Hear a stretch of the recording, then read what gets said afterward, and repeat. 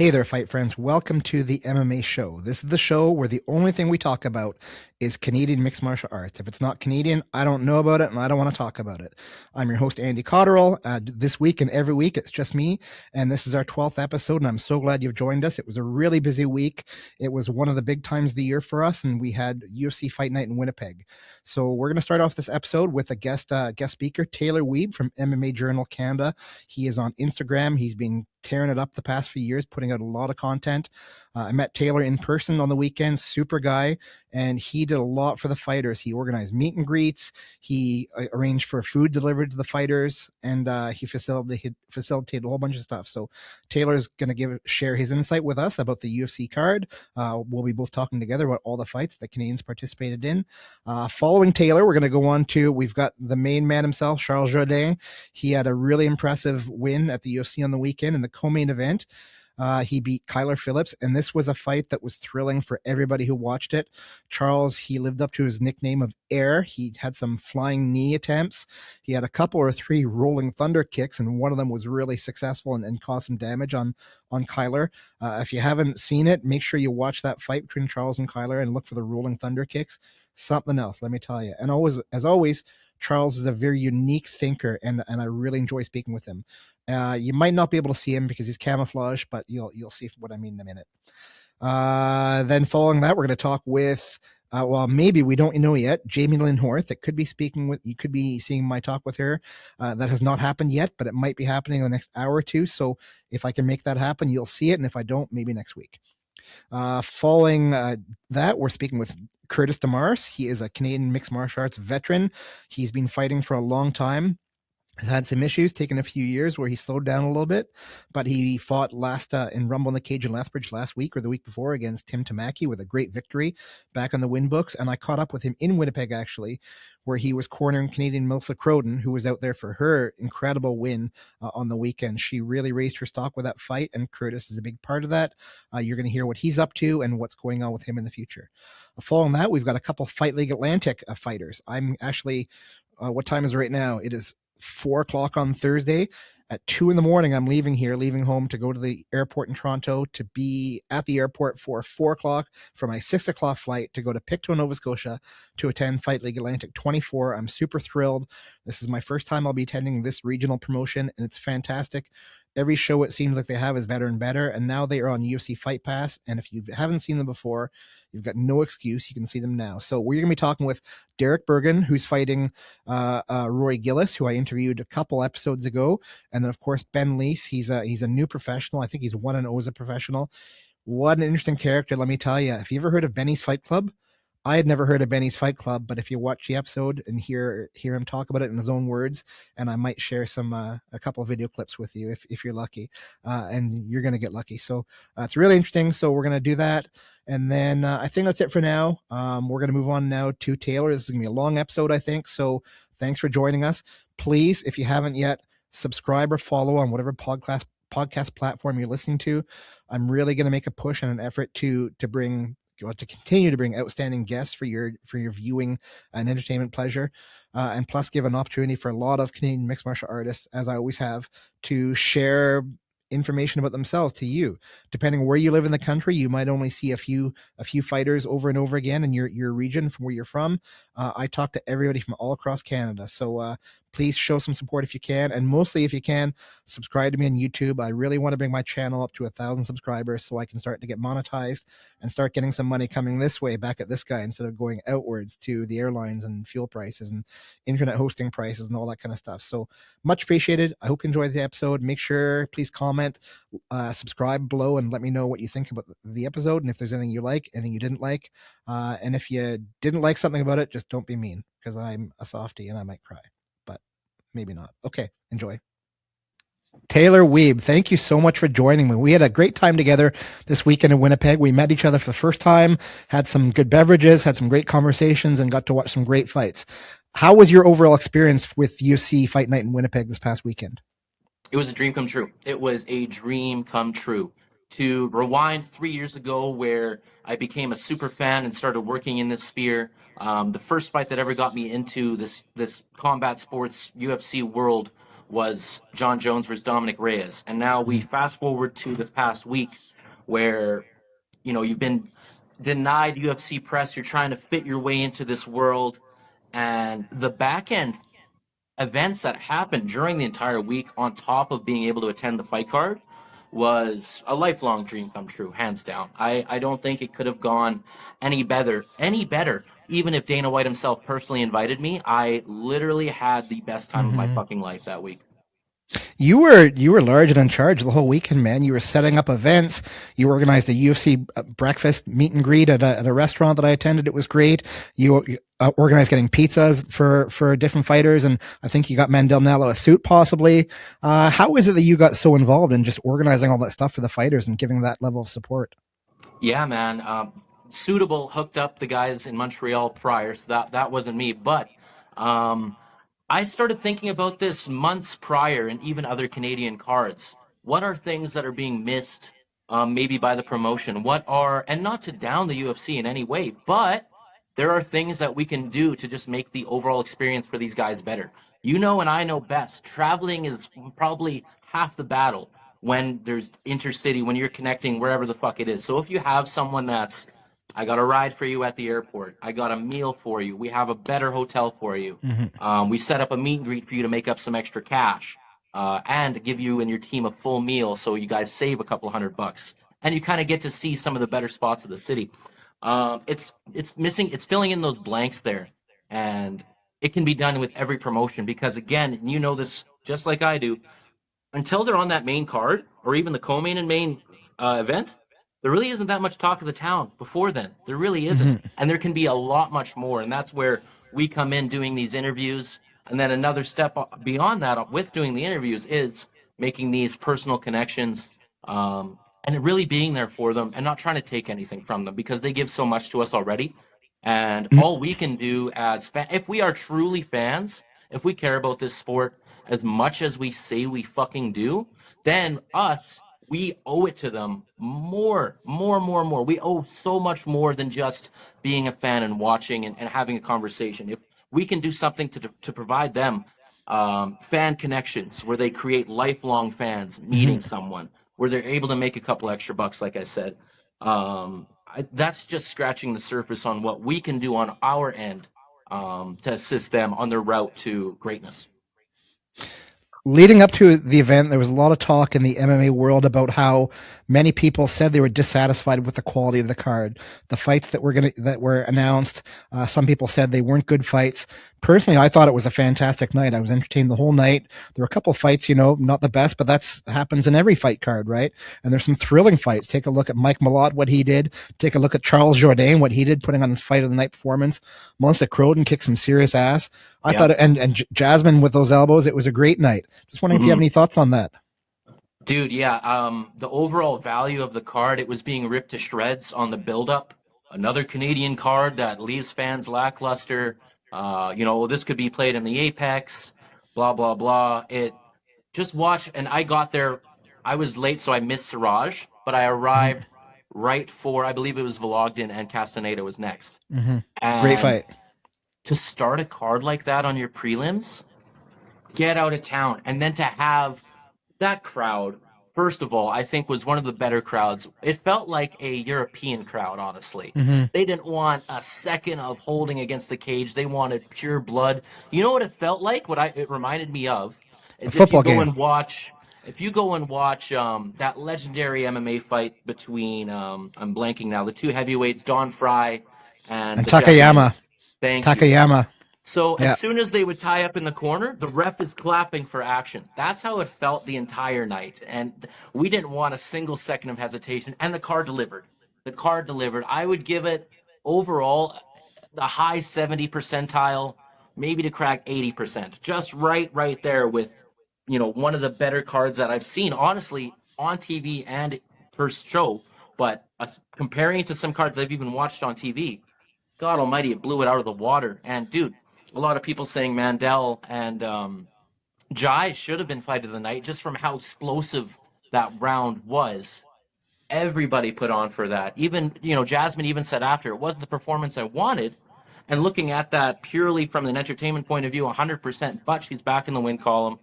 And here we go. This sets up better and better opportunities for all our Canadians, man. Now you mentioned the Vlogden fight. I take it that was your favorite fight of the night. Hands down, favorite fight of the night. Vlogin is honestly he's a new favorite fighter for me, just based off that performance. I think you have moments to change your life. You have these breaks in the fight where he could have been complaining at the ref, anything. When Castaneda was Or you down, got low he blows. decided to do a little dance. He decided to push the pace. That was a gladiator performance right there. He truly was in the moment and performative as well as attacking. And all hats off to Castaneda. I'm just as much of a fan, but I think Mark really was the pusher of that fight, and John just was trying to hold off what he could and get back. And John, his IQ is higher. His IQ is higher. His feinting was beautiful. He would feint, frame, he would throw leg kick feints, everything. It was beautiful, and Blogdon just had more pressure, more volume, and it created a beautiful, beautiful matchup for us. And I think the fans showed they were true MMA fans too. After the second low blow, when they were chanting "Take a point, take a point," and I'm not sure the referee if he had planned to take a point up until that time, but it definitely potentially swayed the outcome of that fight from a victory for one of them into a draw. I don't think he had any intention of doing it on the second one, or else he would have done it immediately. It shouldn't take 20,000, or at that point maybe 10,000 people to scream at you to take the fucking point. And dude, like eye pokes, low blows, all of it, they do need to start taking it more serious. It's the worst case for that for me was DC and Stipe. I would have just stopped that and done a rematch down the line. Like this, it needs to be reevaluated how they handle it. But thank you, Herzog, for taking that point, listening to us. It was beautiful. Yeah, it's funny how a lot of times when a foul happens, whether it's a low blow or an eye poke or a cage grab or something like that, people always say that you should give the fighter a warning. These fighters are warned beforehand in the back room before they step in the cage. What happens? We've got so many issues with eye pokes. I'm thankful we didn't have a major one this event. I'm of the opinion as soon as you get the first eye poke, that's a point deduction. You grab the cage, that prevents a takedown, that's a point deduction. You low blow. Low blows are kind of iffy because they can be accidental when you're kicking in the lower body. But a friend of mine, I'm gonna say his name. Sorry, buddy. TJ Grant, mentioned a long time ago, used to be a UFC lightweight contender. He would joke around saying, you get one free low blow, and I think that was the attitude for a lot of fighters. But that could potentially sway the outcome of a fight as well. So I think we just need to put an end to it, and I don't know why it just isn't automatic point deductions and bigger consequences to any type of foul like that. That's the only way to fix it. Immediate point deduction for either or, regardless if it was an accident or not. And pending damage. If it's a glance and you're like, just give me a sec, good to go, no problem. If the fighter is on his knees, gasping, or they are fucked, take the point immediately. Again, there's body kicks that are thrown and it glances the cup. I don't see no reason to take a point there. That's happening. Same thing with maybe a punch with a knuckle or something happens, and again, it's just a glance. I see no reason for a point. But again, we've seen it so often. Look up at that immediate replay, make the judgment, take a point right away. Don't let us tell you what to do. Do your job. Yeah. I don't know if the extent of the fighter's reaction should manage that much. If you take a look at football, European football, soccer, when you have that little, it doesn't even make contact, and they put this performance on where they fall down and they're in agony. I think if we tell the fighters that depending on the level of your apparent distress, you might have a point in your favor or not. I think we're going to see some pretty good acting if that starts happening. Good, very good point. 1 second, I'm just grabbing my charter here. There we are. Sorry about that. So no worries, dude. What a card! What a card! And this is just great for Canadians too, because we did perform well. JB, his fight to start, I didn't see it, but I did see the replays there. Weight class down, had to drop 30 pounds in 2 weeks. Not to take away from his opponent. That's your debut, and again, I think we said this too. A lot of these guys make their debuts in an empty Apex. These guys got to, make some Canadian debuts on home soil in an arena. It was great. Yeah. I'm going to bring up the fight card on my phone, and we're going to start from the bottom with the Jamie Siraj fight and talk about all the fights. Let's do it. So first fight of the night, Jamie Siraj versus John Yanis. Yeah, you're absolutely right. This was a challenging fight for Jamie Siraj. And it's wonderful he finally gets an opportunity to fight in the UFC because I think he's UFC caliber. But the circumstances were not ideal. Like you mentioned, he found out like a week before the event, a week and change. He was weighing, like he fought at 135, so he was weighing around, I think, 165 or somewhere around the time. So 30 pounds in 2 weeks, it's doable. I feel like an athlete at that time, if you're offered a UFC contract, if you're offered to come into the UFC fold for the first time, you have to say yes, no matter the consequences, right? So I think he definitely paid the price for that. Starting the fight, Jamie looked like he was much larger, physically much larger than John Yanis in the fight. And then it just seems like Jamie couldn't really get going. And I'm sure that had to do with the weight cut and all the other weight associated issues. I feel bad for him, because you don't like to lose a fight, especially in your UFC debut in your home country. But he got in the UFC, and now I guess we can get a chance to see what'll happen when he gets a full fight camp. I guess to just be optimized for himself to fight in that weight class. And I guess we'll have to see what happens next with him. The UFC kind of owes him one. Like you said, he paid the price. He made that fight. He could have said no, but like you said too, you say no to those guys, you may not get a call again, ever. Yeah, exactly right. So you kind of have to do it. Yeah. Okay, moving on. We're not going to talk about the non-Canadian fights just because this is a Canadian fight channel. Next fight, okay, this is a good one. Jamie Lynn Horth versus JJ Aldrich. I don't like using the word robbery often, but it was clearly, in my opinion, this was a victory. Should have been a victory by Jamie Lynn Horth. I think JJ Aldrich seemed shocked that she won when she did, and I think a lot of people were shocked when her hand was raised. And I just don't see how that even happened. I'm going to kind of channel my inner Yanni, the gambling guy from UFC there. We're going into round 3. She's a minus 3,500 favorite at the end of the round. What are we doing, judges? I mean, come on, seriously. Jamie Horth. Talk of not only Canada, look at every continent posting. They are tagging her. Jamie, you won that fight.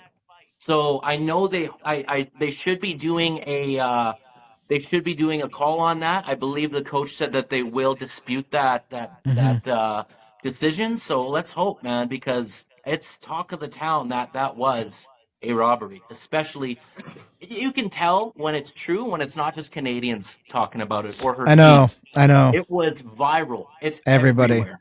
Yeah. And you go to Verdict MMA. It was 29-27 for the majority of scorers on that too. So from how the bookies had it at the end, if you're a minus 3,500 favorite exiting the third round, what are we doing? What are we doing? So I saw a compilation of sports journalist scores for that fight. I don't remember. I'll try to post it if I can, Fight Friends. Yeah. And I think like 11 out of 12 journalists said they had Jamie Lynn Horth winning that fight. Yeah, and that changes your life on these bad decisions, right? So hopefully that does get disputed and gets overturned for the right, because that adds to your value, your brand. When I spoke with her prior to the meet and greet, the plan is to fight, but the plan is also to grow your brand. This, like Dana said, this is your chance to become as famous as humanly possible. This isn't to just come in here and fight and win. We want you to become stars and then use that branding to build yourself post-fight career. That's where he said, well, this is up to them to how famous they want to be, and then how are they going to navigate their post-fight career, right? Look at Gilbert Burns, already announced going into management after this. He's going to be a great manager. He's got a great brand. Everyone's going to want to work with him. He's got connections in the LFA. That's building. Who knows how many dozens of fighters and champions he's going to build over the next 20 years as a manager. So hopefully that gets overturned and Jamie gets it in the right, and that adds to her next opportunity in the UFC.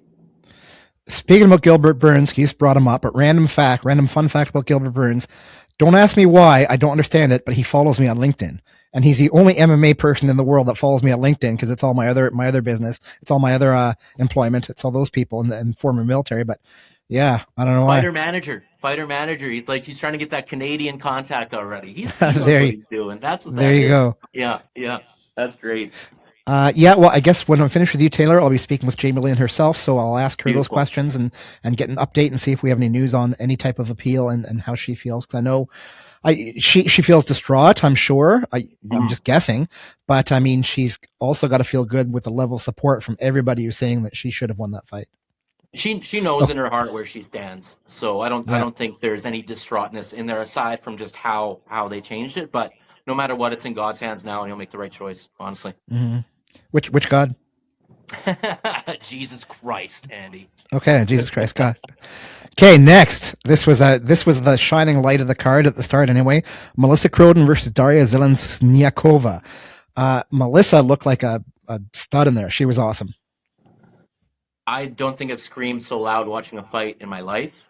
There was times where it was against the cage and there was a silence break, and I screamed from the bottom of my soul, elbows! And Yeah. there were elbows being thrown. So whether that was her hearing or just it was time to throw elbows, whether you're trained or not, she was picking like your shot selection was beautiful to finish the third on top like that, and then to have the wherewithal to use her voice in the way she did, icing on the cake.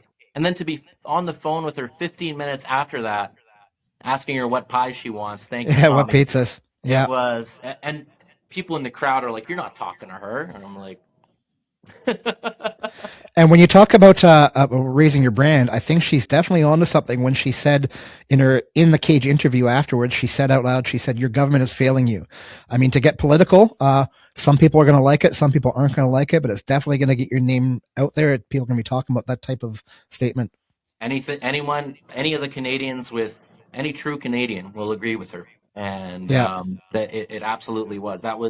That's the one thing, the only thing that really popped, and that will stay with her as she goes on. And I'm hoping she even gets maybe political opportunities out of that, whether it be showing up at some events or whatever, just to Mm-hmm. add to her viewership on top of that. So Yeah. hats off to her. Funny story. I attended this event with my friend Jay, who I used to work with. He lives in Winnipeg and he's not really a UFC fan. He'd never been to a UFC before. He didn't really know much about mixed martial arts. And in fact, he couldn't even attend some of the prelims. He had to do something with his daughter and take care of her at home. And then he joined me for the main card. So when he sat down, he told me that when he was at home, they were watching the UFC on TV. He was watching with his daughters and his wife, Michelle. They were watching the Melissa Croden fight, and they just couldn't believe these women were just going at it with blood dripping and mucus on the cage and gloves, and they were just enthralled by it, and they loved it. So I think that was maybe a good fight for them to watch. There was a dad that came to the meet and greet with Melissa and Jamie, and he was asking, his daughter wanted to get into sports and this and that, and it was cool. They got to kind of share their direct perspectives on getting into combat sports or just sports in general. Yeah. And you have that father, he was there at the fights too. I'm sure he brought his daughter. So to have that connection of, she told you got to go kick some ass, that starts a fire in these kids that can never be extinguished at all. Yeah. It's awesome. Love it. Okay, next fight. Tanner Boser versus Gokhan Sarakam. It was a good fight. It was solid. They both had their moments. Tanner came out on the losing end of the fight. However, I saw on the social media afterwards that Tanner and Gokhan took a photo together, and Gokhan had a lower leg cast on, a walking cast, and he was on crutches. So Tanner must have done some damage in that fight. Look at Tanner's boxing. At this level, at 250 plus pounds, or 240, whatever they were walking into that, 244, I think, was Tanner. Someone's getting slept, and it just happened to be Tanner. He had great shots. His boxing looked incredible, and then the leg kicks too. He just got caught, and that's the game at this level. Again, I brought this up earlier. Look at Rosenstrike and Francis Ngannou fight. You have two big boys that aren't backing down. Someone's going down. This doesn't take away anything from Tanner whatsoever. Mm-hmm. This adds to he's going to go in there and fucking brawl. So put him against any heavyweight, anyone, and it'll be a great fight. This was Tanner's return fight to the UFC. He'd been with the organization previously, and he was cut after a loss or two.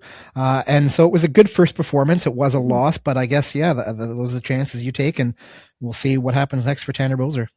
Directly to this, look at Jalilton Almeida, right? Look how successful he was in the heavyweight division and how fucking boring of a fighter he was and how much hatred he got from that. You take Tanner Boser and put him against anyone that Almeida fought, it'll be a fireworks fight. Tanner Boser's not boring, that's for sure. No, and that's what the UFC is shifting towards. And it's very clearly now that, especially into the Paramount era now, they want, why does Mohammed Mokaev get cut at 17-0, 18-0? Not only that, he tore his ACL in a fight, get in a knee in a leg lock, and finished the fight. Climbed up to the cage, raised his arms. To me, it was incredible. But then you don't perform, you don't strike, you don't give us those holy shit moments. You're off to the races. See you later. Have fun with GFL. So This is not a secret that Dana White wants exciting fights, exciting fighters, and he calls everybody out all the time. And that's why when you watch Dana White's Contender Series, you have two athletes, and one of the guys or one of the fighters might win the fight, but they don't get a contract just because they were not what the UFC wants. And I think that's something that, rightly or wrongly, fighters need to understand when they go into this organization. I think it's justified. I think it's justified. You can have all the talent in the world if you're not gonna perform and be a star, because like he said, this is to become the greatest martial arts artist in the world. But it also is attached to that entertainment value. Look at boxing. We already know about this. The boxers that really perform and put on, like if you look at all the hate Floyd Mayweather gets, even at 50-0, the defensive fighter that he is, right? Not to shift into boxing, but if you're not entertaining, you're not creating fans. It's as simple as that. And it sucks. It does suck, especially when there's great guys that just are hesitant to pull the trigger. But I think it's justified, especially with the amount of money that's being pumped into this brand. Yep. And especially with the economy is the way it is right now, people have to be very prudent with their spending dollar. So if they have to hesitate and think twice about attending a UFC because the last one they saw had 6 boring fights, well, then that's going to affect the bottom line of the UFC. So you're absolutely right. I think they're fair to have that expectation of excitement from their fights. And that's why some of these fighters are so beloved, because they perform. So for example, but like the Charles Jourdain, I mean, people were thrilled with that fight. And Mandel Nallo, even though the fight ended quickly, it was just a thrilling fight on his part. So those are the kind of performances that get people talking and get those and elevate those fighters' brands. Yeah, and a lot of backlash on, Mandel, for instance. These guys are fighting at the highest level. Jai Herbert is no slouch. Fuck the haters. He is anybody who's hating on Mandel Nallo can go fuck themselves, because that was incredible. And Jai is entering a new prime. He's saying he wants to, because he was fighting once a year for like 3 years. He's 37 now, 38, either or, training with the highest level guys, right? So obviously someone's going down. And that was an explosive first round. I thought Mandel had him, man, a few times. So to go out and do that, again, I think MMA fans in general are just some of the worst in the majority. We have to understand that this is the highest level of competition in the world. Someone's going to go down, and your stock does not lower if you lose and go out on your shield or go out fighting. If you're, you get slept and you did hesitate and you didn't perform, all hats off to the fans to say you didn't. Okay, no problem there. But if you fucking did, and it was a potential fight of the night, fuck you, man. So I can't wait till his next one. And he's got a great team. Great, one of the best Canadian teams, one of the best North American teams to be a part of. So he'll be back. If anybody listening to us right now didn't see the Mandel Nallo fight and Jai Herbert fight, Mandel started the fight like a tornado, man. He went straight at him, and he had him in serious trouble. He had him on the ropes. I thought the fight was going to be over a couple times in the first minute or so. And this is a double-edged sword, right? You live by the sword, you die by the sword. And this also comes when you want to put on that exciting show. Whereas some fighters might have taken a step back and just been cautious and given being cautious waiting in, Mandel just didn't stop, and he went for the kill. He sensed blood, and he got caught, and the fight ended. But I mean, that it's a cliche, but it happens sometimes, and you don't get clipped unless you're going in for the kill, unless you're going in there, right? You're putting yourself in a position of danger. So Mandel still showed a lot in that fight. He showed the exceptional ability he has. He's well known as the best striker at TriStar MMA, one of the world's top MMA gyms. So if he's one of the top strikers there, he's one of the top strikers in the world. And I think he showed that with the limited time he had in the cage. And man, I think now that he's got the first UFC fight under his belt, whatever happens next, he's just going to be killing it. And I hope he does. I'm excited to see who he fights next, because it's going to be an explosive matchup no matter what. Have you ever had a meal with a fighter on fight day? Yes. Nice. That was the first Yeah, for me. That was something yeah, else. yeah. That was something else. That was special. I've had a lot of meals of fighters after the weigh-ins too.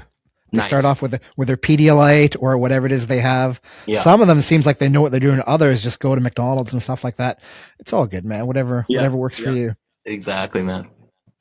Okay, next we have Julien Leblanc versus Robert Valentin. I'm torn with this one because as a person, I love Julien. He's a super good guy, really talented fighter. He's paid his dues with the Samurai MMA organization, but he just and going into this fight, my friend Jay, who I said is a non-MMA guy, was telling him how Julien always talks about how he is slow starting off his fights. He's talked about this to me personally, like in the past 2 or 3 fights where the fight starts and it takes him around to get into it, to get into his zone, to get into his comfort level. And this first UFC fight, for his first appearance, he just did not have that time. And Robert Valentin put on the pressure and he won that fight. And I felt bad for Julien. I'll say this, and I think this will sum it up beautifully. None of us really understood what Robert was going through. Mm-hmm. When you have what he was going through behind you, there Mm-hmm. isn't anything that's going to stop you. He could have been Mm-hmm. up against anyone, ranked, unranked, anyone. I don't think anything was stopping Robert that night. There's certain things where you just can't explain it, and this guy's fuel tank was endless. Like when you've gone through something like that, and that's what's fueling him for that fight. You could tell that's all he was thinking of. Mm-hmm. You lose your mother, and you are that emotional, and Yep. there isn't a fucking train. There's nothing stopping you that night. I'm not taking it, and I know this from Julien as well. And he even said he gets in his own head. I think that was maybe the right fight for him to start, regardless of the first round stoppage, just to tell him, listen, man, like you're at the big show now. There is no Mm-hmm. room for that. So whether the training has to change, whether you become more active right out of the gate, maybe you're the one to initiate. That might be something that or Coach Sifu and the guys at Patno would have to go and take a look at, Mm-hmm. just to kind of change his style, possibly. Because again, Yep. if he's going to perform at this level, he's got to be ready to go right out of the gate, because that's how it's going to be moving forward. And that'll be his weak spot as folks realize this. More and more will watch and realize Mm-hmm. this moving forward, the more they Mm-hmm. learn about him. So hopefully there is a change there. But again, nothing against him, and it was an honor to meet him and be involved in Yep. in the week with him too. So Yeah, he's a true gentleman, and I think it's inherent upon Julien and every other fighter after a performance to sit down and have an honest evaluation of their performance and take a look at what they did right, what they did wrong, and what they can do to fix things if anything needs to be fixed. So you mentioned Sifu Patrick Marcel and his team. They'll have to just evaluate and take a look at this and figure out what to do. And I guess we'll have to, as fans, just wait and see what happens next. I'm gonna have to go David Goggins mode and make a big change on that side. But who knows? Go hard. I'm Go sure hard. they will make the correct adjustments. You leave it to these guys to do it. So yeah, maybe more of a Marc-Andre Barrios style, right? He's power box nuts when he goes in there. So we'll see. Yeah. Well, that's why he wins performance of the night bonuses left, right, and center. He's just he doesn't win every fight, but he always goes 100%. He sends it, and people are thrilled to watch him fight because they know that he's going to push the action. He was the first Canadian UFC fighter I really took a liking to. In March of 2023, when I started all this, I started looking at the roster, and we originally were supposed to do a podcast in my first 10 episodes. We never got to. And then to be brought up to the training room in the hotel, the fighter hotel, and he's right there, hit pads, is like, oh, this was the way it was meant to be. So it was nice. Yeah. Awesome. Well, on a side note, I'm really happy you had got to have this experience in your hometown. The fact that the UFC card was initially supposed to happen in Ottawa, you live in Winnipeg, and all of a sudden the card gets moved to Winnipeg. It seems serendipitous. Dude, it's been like that since I've started this. When I lived in Vancouver, the card was in Vancouver. I moved out to Toronto after a life event, and the card was in Toronto. And then it just so happened Dana White was doing his meet and greet there, and it just so happened a month later that Khabib was being flown in by a group called Mifta Institute to do a speaking, and he was also providing a meet and greet. All these it's been very odd how it's all gone, but going back to it, man, it's the big man upstairs. You put in the work, the door's open. So awesome. Okay, next fight we have Jasmine Jasdavicius versus Karina Silva.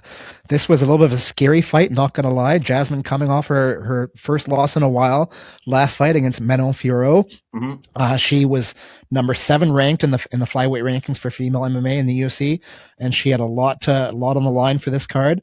And right off the start, when Karina put her in, that she had her in a guard and she had both her arms trapped, I kind of felt like Jasmine was thinking, I don't know, rightly or wrongly, I felt that she was thinking like, what the hell is happening and how do I get out of this? Thankfully, she persevered. Jasmine is I hate using the word literally, but I'm going to use it in this case. She's literally the toughest fighter I know. Like, probably no exaggeration. She's just super tough and gritty. And she just has one of my video clips I have with her. She said she's got a big old set of balls, and she showed it in that fight. She toughed it out. She turned the tables. Some fighters may have, when they were facing adversity like that, sort of given up. Jasmine never gave up. She was gritty and she just went for it. We thought it was all done. All of us in the row and behind us, we were all like, no, it was done. And then for her to continue like that. And she said it right after. Not the performance she wanted, but she did land some clean strikes, took power back of the fight against a dangerous Karina Silva. Right back, again, like you said, Gorio to fight there. I like that. Watching that one, I was like, okay, she's going to come, smash. Didn't happen. Did not happen. So get this win, get her back in there. And I know she's more excited for the next one than she was for this one. I know that. Yep. And I think a testament to Jasmine's toughness, once again, her mental fortitude, is that at the end of the second half of the third round, she just turned it on. She went even harder. Yeah. And a lot of times, rightly or wrongly, I say this phrase a lot, the judges will kind of look and see the attitude of the fighter and how they appear to be in a certain segment of the fight. Mm-hmm. And Jasmine just was clearly the one in charge at the last half of that third round. She was the one who was pushing the action. She was the one doing damage. So there's no doubt that they had to award her that decision, and I'm happy for her. Yeah, man. No, it was great. I'm excited for that next one. It was funny when I interviewed Mike, he said, she did some grappling with them. They were just hanging out at a buddy's house, and Mike's entering the UFC slowly, and Jasmine's like, "Oh, you're doing that MMA stuff? Let's roll." And Mike's like, "You don't even train. Like, what the heck?" And the skills she showed just from them fucking around, he couldn't believe it. And then she ended up getting into the UFC before him, I believe. Yeah, was what he said. So, I mean, she's got the balls. She's got the fucking balls, hands down. Yeah. And I think it's kind of humorous how I'd say 99% of the talk I've seen about Jasmine after this event was the fact that people said she had a zin in her mouth from the fight. They had a screen capture, a small clip, and she took her mouth guard out, and there's a little white thing right here, and people were going crazy. She had like a nicotine pouch, and very quickly, one of her main coaches, Matthew Jelly, he went online. He was different. No, it's just chewing gum. Jasmine said it was just chewing gum, but still, I think it's kind of funny how something like that can polarize such a big section of the MMA community. It shows our demographic of fans, right? It's a bunch of, they're doing this. And I'm sure someone will understand that when. I don't understand that, so I don't want to hear it again. That's okay. I'm glad I didn't want to do it. So. All right, let's move on. Next, we have we already talked about Mandel Nello and Jai Herbert. Mandel, what can I say? He's been my favorite non-UFC fighter for years and years. Now he's one of my favorite UFC fighters. Super thrilled for him, and I'm proud of his performance. And he'll get better. He'll learn, and not much more to say about that. There was a beautiful piece done on him by Fight Network a while ago. It's on YouTube if anyone want to learn more about him. It's him and it's really Eamon living together. Roommates, and I believe Mandel's still at that place because Eamon's moved out by now. But it's amazing to see that because he was kind of a slept-on secret. I believe this was 7 years ago, almost 10 years ago. This interview, and he was already kind of secret. And now for him to get this spotlight was great, and how he presented himself throughout fight week at the weigh-ins, you could tell he was comfortable. Having breakfast with them, you could tell he was comfortable. He was composed, and again, just got caught at the highest level. It is what it is. So. Yep. Even something like the weigh-ins, and you talk about personal branding and differentiating yourself from other fighters. Just when he walked out, it's like he was molasses. He walked out. He took forever to get out there. Just seems so slow. You see some fighters, especially for their first time in the UFC, they're excited. They're bouncing around. They're hyped up. He was just cool as a cucumber, man, just taking his time, walking up. It took, I don't know how long it took actually, but it seemed like forever. And I've talked to a couple of people who mentioned they just thought that was the coolest thing.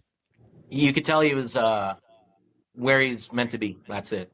So I think we'll Now, see a lot more of that going forward. I don't think this loss will take away any of that from him, too. I think it'll be no, exactly the no, same I going think forward. something also interesting leading up to this, Mandel had a lot of curiosity from different people about his nickname. On Instagram, his handle's Rat Garbage. It's been that way for years. He's had all sorts of interesting rat pictures on his Instagram, and it seems kind of dirty, Rat Garbage. I love the nickname. And then all of a sudden, UFC Fight Night, it said Mango up on the big screen. I guess that's a nickname that somebody's given him at TriStar. I don't even know if that's true. I don't want Mango to stay. I want Rat Garbage to come. I think even that nickname in and of itself will separate Mandel from everybody else. I think a Mango nickname is not going to engender loyalty by anybody, and I think a Rat Garbage nickname will bring him thousands and thousands of fans. And I hope to God they switch it back. It's on Tapology as Mango as well, like on his fighter profile. Yeah. It's on there. So yeah, we'll have to ask him about that. I think he's talked about it in a previous interview. I can't remember exactly why it is what it is, but I'm not a fighter manager or anything, but I know what I like, and I like Rat Garbage, and that's what I want to see. Me too. Okay. And what's really funny is that I ended up being friends with his wife, Evelyn, and she is known as Bat Garbage, and their kids are Nat Garbage, GNAT, Nat Garbage, which is a small fly, and Cat Garbage. And I just love the fact the family's embracing the garbage name. That is beautiful. Do they all have rat tails? I don't think so, Okay. but I didn't see the backs of their heads, but who knows? Maybe they do. I bet you they do, yeah. Okay, let's move on now to Charles Jourdain, his airness himself. I had a great talk with him today. Super thrilled, like everybody's thrilled with his performance. He's thrilled with his performance, even though he said afterwards in the cage that it wasn't his best performance. I don't see how he can be anything but extremely happy with that. Kyler Phillips proved to be a formidable opponent. He was very mobile. He was agile. He was unpredictable. He was in and out, and he was fantastic. He was a fantastic opponent, and I gained a lot of respect for Kyler Phillips. It's not that I didn't have respect before, but just wow, he really opened up my eyes. And Charles, I think it's apparent that he won that fight. He was pushing the pace more. He was attacking more. He was able to, get some submission attempts that didn't ultimately work out. But still, I think it was a fantastic fight for Charles Jourdain. He had the bigger moments, for sure. Absolutely had the bigger moments. Dude, Air Jourdain for a reason, man. To have that gas tank throwing flying knees that late into the fight, to continue to walk him. Every single time I looked up at him, he's just moving forward. There was no hesitation in that guy. It sucks to see how these guys take so much of a backstep when there's a loss or whatever in that sense, just from their fan side of things and from the media side of things, right? So it's nice to see him injected back in, gets that performance. Maybe he's going out to Thailand. Is he going out to Thailand? Is that actually happening? Did you chat with him? I didn't ask him. Okay. So we'll see if he goes out there. Those guys end up going to Thailand. They get another beautiful training camp in there, train with some Muay Thai fighters. We're going to see a new level of this guy because, first of all, some of these guys, look at Adesanya. He said, I'm the best when I'm having fun. The kid just won $100,000. He's going to go have a ton of fun. He's going to come back with even more swagger. He's got the fur coat on. When these stars have that backing of, I did it, I got paid, I'm the king, we get to see a next level of these guys unlocked. So we're going to see a new Charles in the next one, an even better one, for sure. And just to sort of correct you there, you're not going to see him in any new fur coats or something.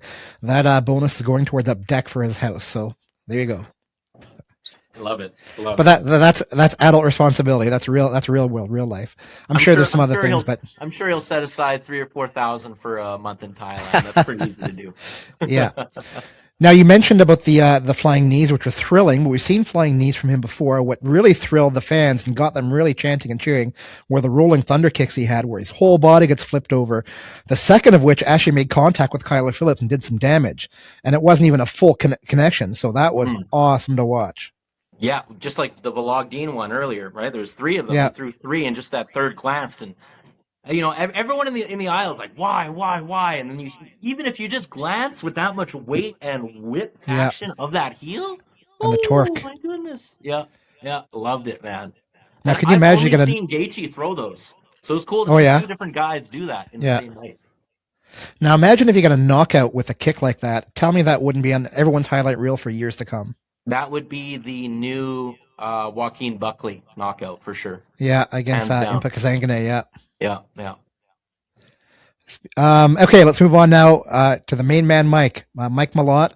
I've known Mike for a long time. This was his first main event. He was fighting Gilbert Burns, a wily veteran, and this was the big chance for Mike to be center stage and take a lot of acclaim that you might not necessarily get on an undercard or somewhere else in the card.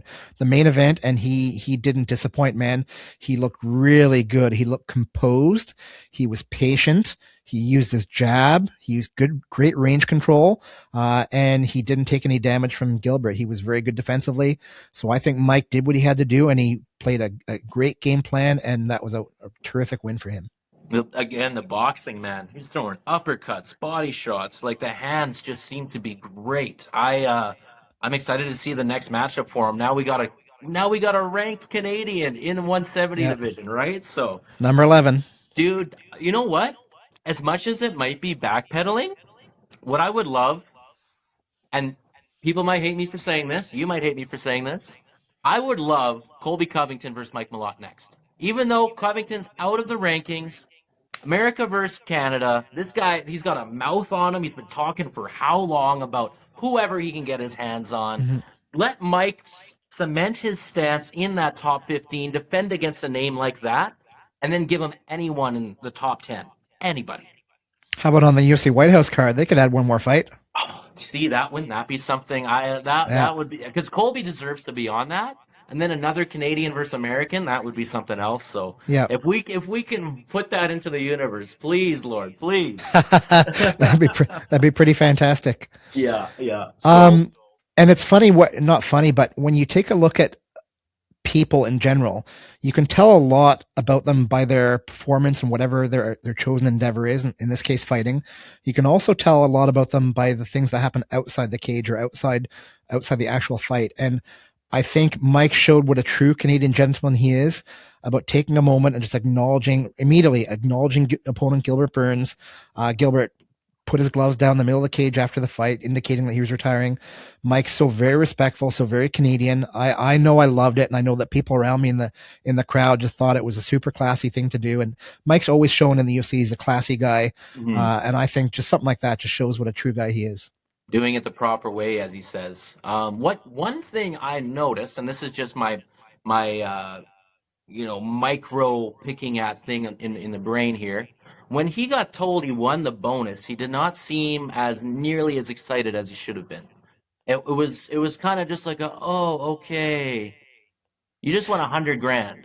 Well, in defense of Mike, who the hell are you to tell him how he should react?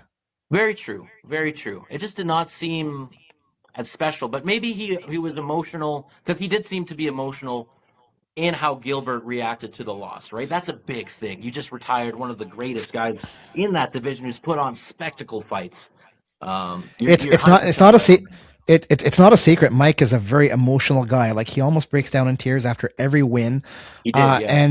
And we're all individual human beings. We react differently to different things. I haven't spoken with him about this yet, but I will at some point. Mm-hmm. But maybe the money's not all that special to him. I mean, it can be life-changing to some people, but Mike's doing okay. And, I'm sure he prioritized that win, and he was going through a lot. So, I get what you're saying. Like, you'd think, like, if somebody handed you a check for $100,000, you'd be jumping up and down for joy. I know I would. Yeah. But, at that time, I think it's perfectly reasonable for Mike to sort of not really acknowledge it and not make it a big deal. Well, and to add to that, on the other side of it, is not just $100,000, but the recognition from the UFC that you did get that. That's the bigger thing on that, not the $100,000. Dana, the UFC, they all said, give it to Mikey. Yeah. So, that's what it is. And we've been sort of quasi-political for the parts of this episode. Now let's talk about the big thing, I guess, is right after the fight was over, who was cage side and jumping up onto cage to hug Mike over the cage, and his coach, Crew Alain, was opposition leader Pierre Poilievre. I thought that was pretty cool. I think it's good for Polyev to get into that action. He talked about Mike on the Joe Rogan Experience, and Mike and Alain both seemed really thrilled to see him, and it seemed like a genuine moment. And I think I know for a fact that the people around me were excited when they realized what was happening. It's not a secret, the crowd is screaming, fuck you, Carney. And I'll say it directly, fuck you, Carney. Like, we are living in a absolute dream state right now up here. So whatever it takes for that to change, whether it be the branding of the UFC, which has turned political, which it's been said even by Dana himself, this isn't political. It's very much so becoming that. They know the power they have. They're positioning themselves perfectly, not only politically to create that partnership. Think of the power that this brings to Dana and the UFC and Endeavor when being that close with POTUS, with that. It's nuts. So if they can build Mm-hmm. those kinds of relationships globally in each country, oh wow, we're in with the prime minister, we're in with the president here. They can just perform. They can do whatever they want, wherever they want. Mm-hmm. Yep. But it's great for Pierre, and it's great for true Canadians, honestly. And there's a lot of people that there's nitpicking parts of how all that is. We don't have to go directly deep into it, but of the evils that be all around, I think there's a very clear kind of assistance that can grow this country for the better. And it's so shitty that we have to even be like hesitant to even say anything, Mm-hmm. especially at this point, just due to the extremist views of our current party. So I think extremism is something that I see a lot in just people in general. I think we've become so divided as a people that you have to pick a side, and some people like me, I'm not that extreme on either side. I can see points from both the Liberal Party and the Conservative Party. I don't even want to get started on the NDP. Yeah. But I think you need to be reasonable and understand that roughly half the country is on one side or the other, right? So if you're saying that the whole other side is garbage, then you're dismissing half of your countrymen, right? So I don't think that's a reasonable mindset to have. I think we need to be calm about this whole thing and work toward it. And if you don't like it, do something about it. Don't just sit there and complain online. Go run for office, go support a candidate, do whatever you need to. But I think as a people, we need to just understand that, these political parties come and go, and the economy comes and goes. It goes up, it goes down. It's always going to be that way. And we just need to sort of not let whatever's happening currently to sort of jade us to how great it is to be a Canadian and how much potential we have in this country. And that being said, I do think it's time for a change myself personally. I would like to see the Conservatives under Pierre Poilievre get a chance. But I guess we'll have to wait and see with that as well. Past 8 years, looking at myself as a young adult, I've accepted the fact that I may never own a home, purely due to how it's looking in the future. Their party even said Canadians may have to start fishing and hunting to be able to feed their families in the foreseeable future from how bad things are going to get. They have said that themselves. So there is some. I mean, like, dude, as a young adult going into this world, looking at the next 20 years, if it continues this way, I mean, anyone like myself is fucked, and they have to do something differently. Some people say the extreme. We're already way past the point of a little bit of this and a little bit of that. They have completely fucked this, and that's where I stand. And it's fun. And this is a whole other podcast in itself. So it is. Yeah. I think Mark Carney is a step up from Justin Trudeau. However, the Liberal Party, some of the policies, especially when it comes to censorship and things like that, are concerning to me. And I don't like the way they have the net zero policy with carbon, because that's another whole topic. But I think Pierre Poilievre, for me personally, seems like he's got a level head. And I think he's probably what we need right now in this country. And I'm going to leave it at that right now with a political talk, because somebody's going to get mad, and it's okay. You can bring it on. You can tell us what you think. And yeah, that's that. I'll say this: get rid of drag queens out of schools. And I'll leave it at that. There we go. Hey-o. Okay. There you go. All right, Taylor Wiebe, this is great. I really, once again, I can't overstate how nice it was to finally meet you in person. You've been kicking butt on the online sphere for the past few years. You've come on really strongly. Just tell everybody who we're talking to how they can find you and where they can see your stuff, and what's to be expected from you next. Thanks, man. I do appreciate that. Again, it was my honor too, man. Great to chat with yourself and just, have a couple of beers and shoot the shit, and then get to be involved in Fight Week together. Two of the Canadian leader spearheads coming together. It's great to do this. So, yeah, MMA Journal Canada on Instagram. That's my main platform. All the long form content, YouTube's interviews like this are found on YouTube and Spotify, anywhere you can get your podcasts as well. The next couple of things coming up, we're going to be in Victoria May 2nd for Infinite Heart Muay Thai Series. Following weekend, we're going to be in Toronto for Rise of the Warrior Kickboxing, first pro kickboxing show in Ontario. Following weekend, we're going to be in Ottawa for Invincible MMA 4, half grappling, half MMA. Insane production. They're wanting to get onto Fight Pass. Our WBC Muay Thai Team Canada athletes are fucking killing it. 3 years ago in Venice, we had 3 people on our team. Now we have 70. The capacity for 90 countries was 800 athletes. Almost 10% of all athletes will be Canadian heading in there. We have fighters on the elite class fighting against some of Liam Harrison from Bad Company's gym, all over the Tide. So if you're into the Muay Thai scene, keep an eye on that. The World Boxing Council is expanding. We've opened up Manitoba. We've opened up Saskatchewan. The following year, we're going to be opening up the East Coast provinces. We'll update you on that. And then Muay Thai World Cup, June. WBC is killing it. We have WBC titles headlining in Calgary at the Stoney Nakoda Resort. And then Muay Thai World Cup will be making a major announcement post-event. We'll keep you updated on that. And anything else we will share on the story. So that's what I got right now. Exciting. It's a good time to be a fight fan.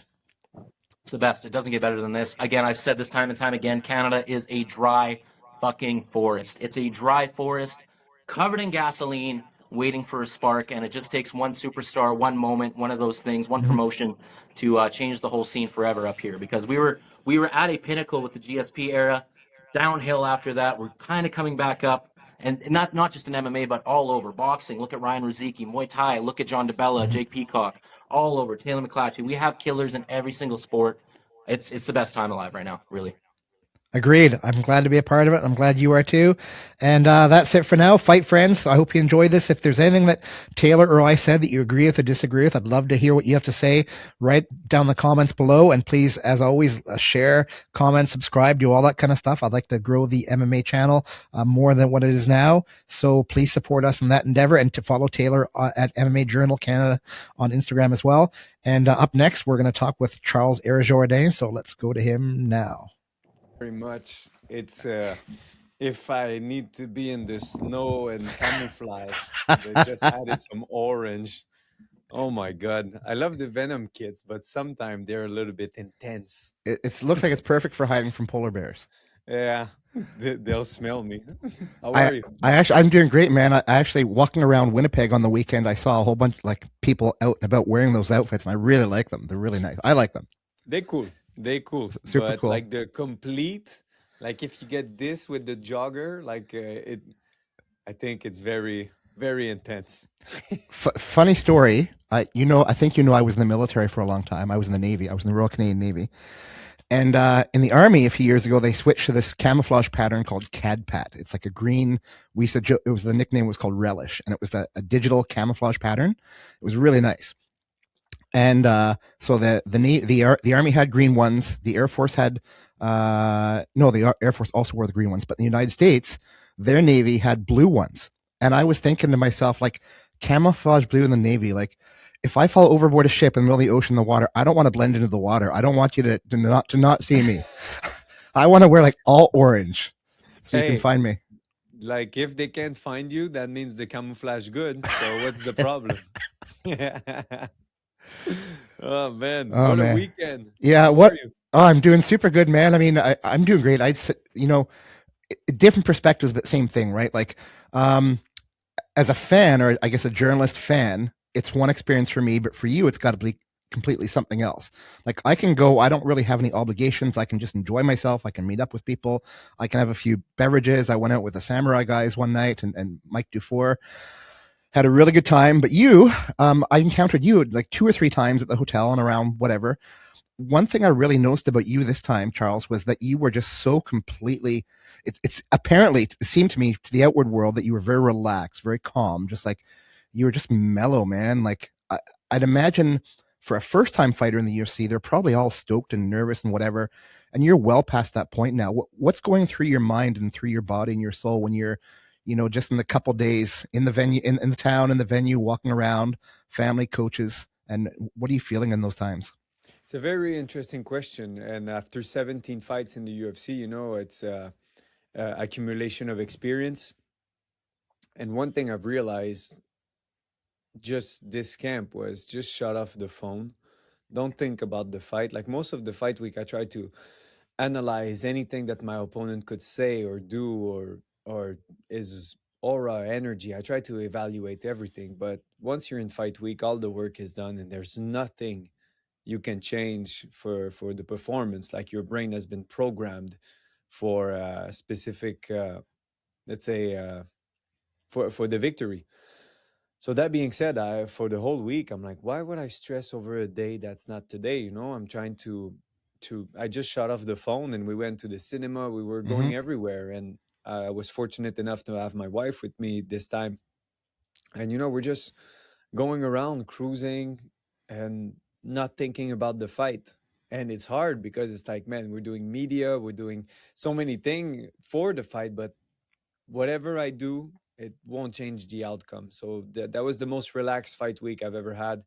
I think there was a day, me, my striking coach son, and my master Fabio Landa, we were in the room and we spoke for like 6 hours, just straight, just talking about plenty of stuff. No phones, no nothing, just talking about a big amount of subject. So it was good. And when you're in a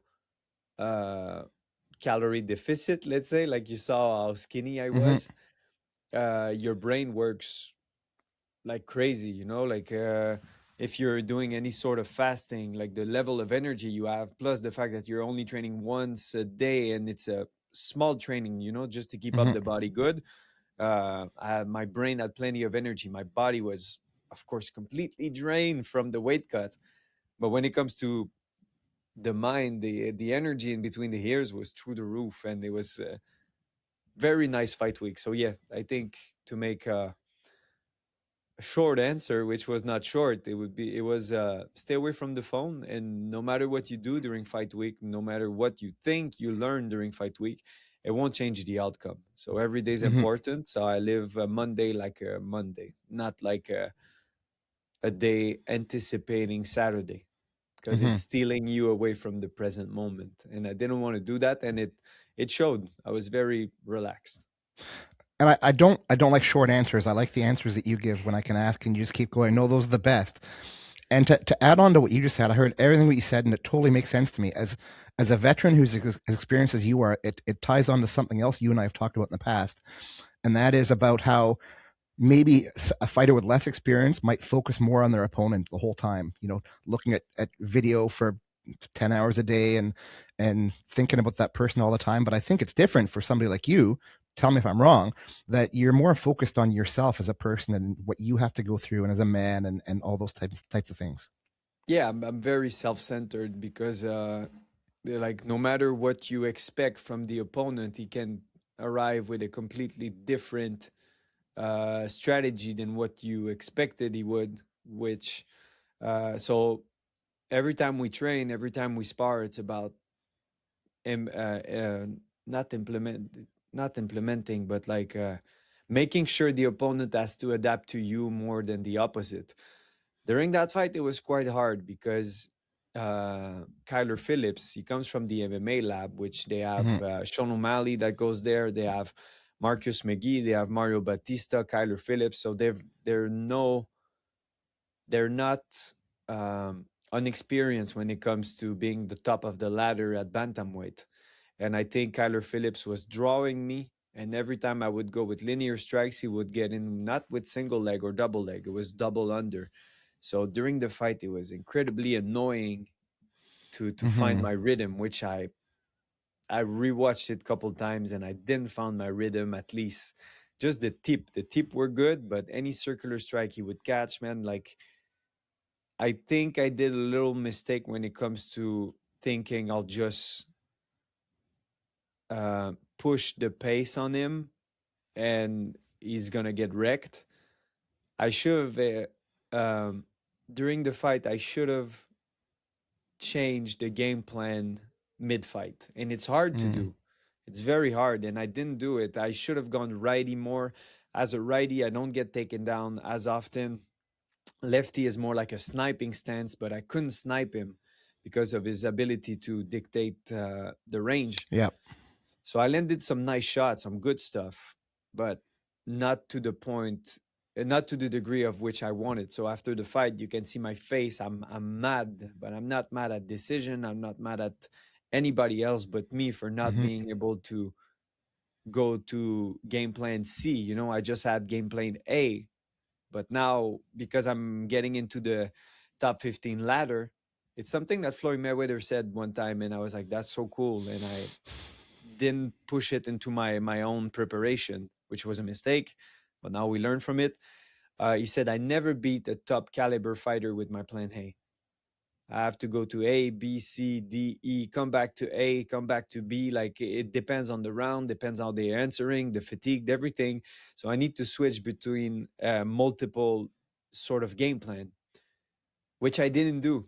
So all the frustration that people saw me in the cage was not something towards anybody else, but my inability to switch my game plan during the fight. So that was the frustration part of this fight.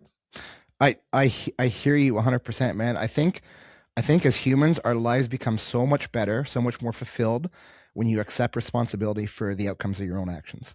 And everything you said right there is exactly that. I mean, if you sit here blaming this and that, you're never going to advance. Not even talking as a fighting, just you're never going to advance as a person, as an individual. Yes. It's really tough to do that. And so you've done that. You know, in our pre-fight interview, you know, you went on about the Adlerian psychology and things like that. And I read more about it after. So interesting. And I think that it's easy. It could be easy potentially in life to just go through, wake up every morning, do the same thing every time, and not progress and not evolve as a person. But it sounds like you're taking, like I've read several interviews with you leading up to this fight. The one with Spencer Kite on UFC.com was excellent, talking about how, you know, the Jean Silva fight sort of urged you to go down to 135 and reevaluate a lot of things in your life, like your Yes. just your mindset towards fighting. And up until that point, which is, it almost sounds crazy, but you said you know, you didn't really take fighting that seriously. And now it seems like you're locked in, and I'm guessing this has made a huge difference in your life overall.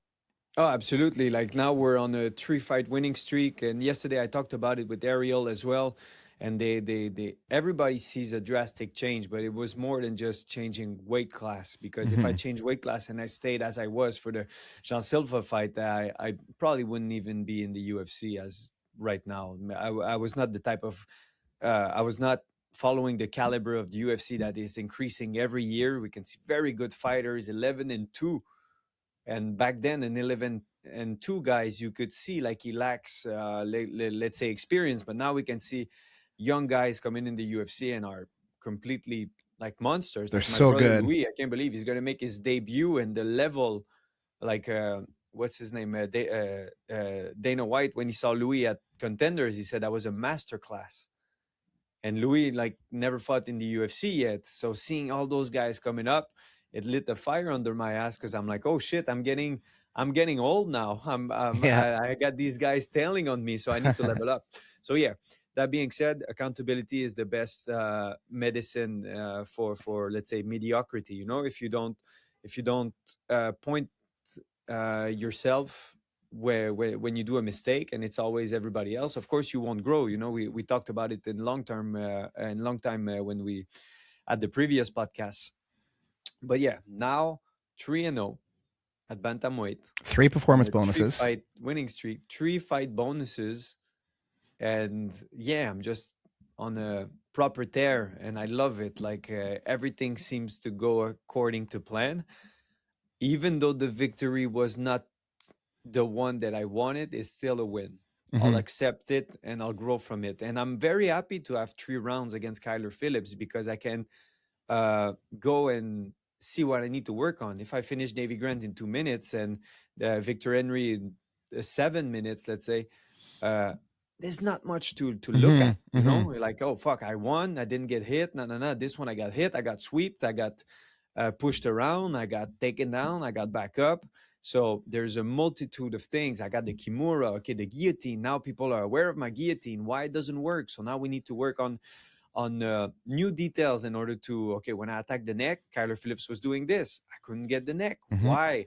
Why was he shoulder shrugging like that? If he shoulder shrug, is he controlling my body? No, I can get up. So there was so much things that I can learn from this fight. So I'm very grateful to have shared those 3 rounds. In my visualization, I was like, I'll outclass him and I'll finish him and it's going to be a performance. And then no, this guy came to fight. Physically, he looked in the best shape of his life as well. Like you can see the muscle definition. And yeah, he pushed the pace for 3 rounds. I pushed the pace. And like Dana White said, it was a matter of who wanted it more. And I was just walking him down at the end. I was like, come on, let's go. We need to give the fans something. And yesterday on Ariel's show, seeing like they didn't put me in the rankings, I don't mind too much. I know they're going to give me a top opponent next. There's no way I'm fighting another guy that's not in the rankings. So I asked for Chito Vera. And the reason why I'm asking for Chito Vera is not like, oh, he's on a 4-fight losing streak.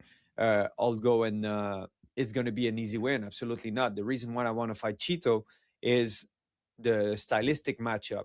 Like Spencer Kite called me on UFC.com, the master of chaos. But we saw Saturday that we need 2 to tango, like two guys in order to dance properly. And I truly believe that you put me and Chito in there, it's going to be one of the best fight anybody has ever seen at bantamweight. I think the war we can put on my durability is durability. We have a little bit of a striking style, both of us. He has good chin. I have a good chin.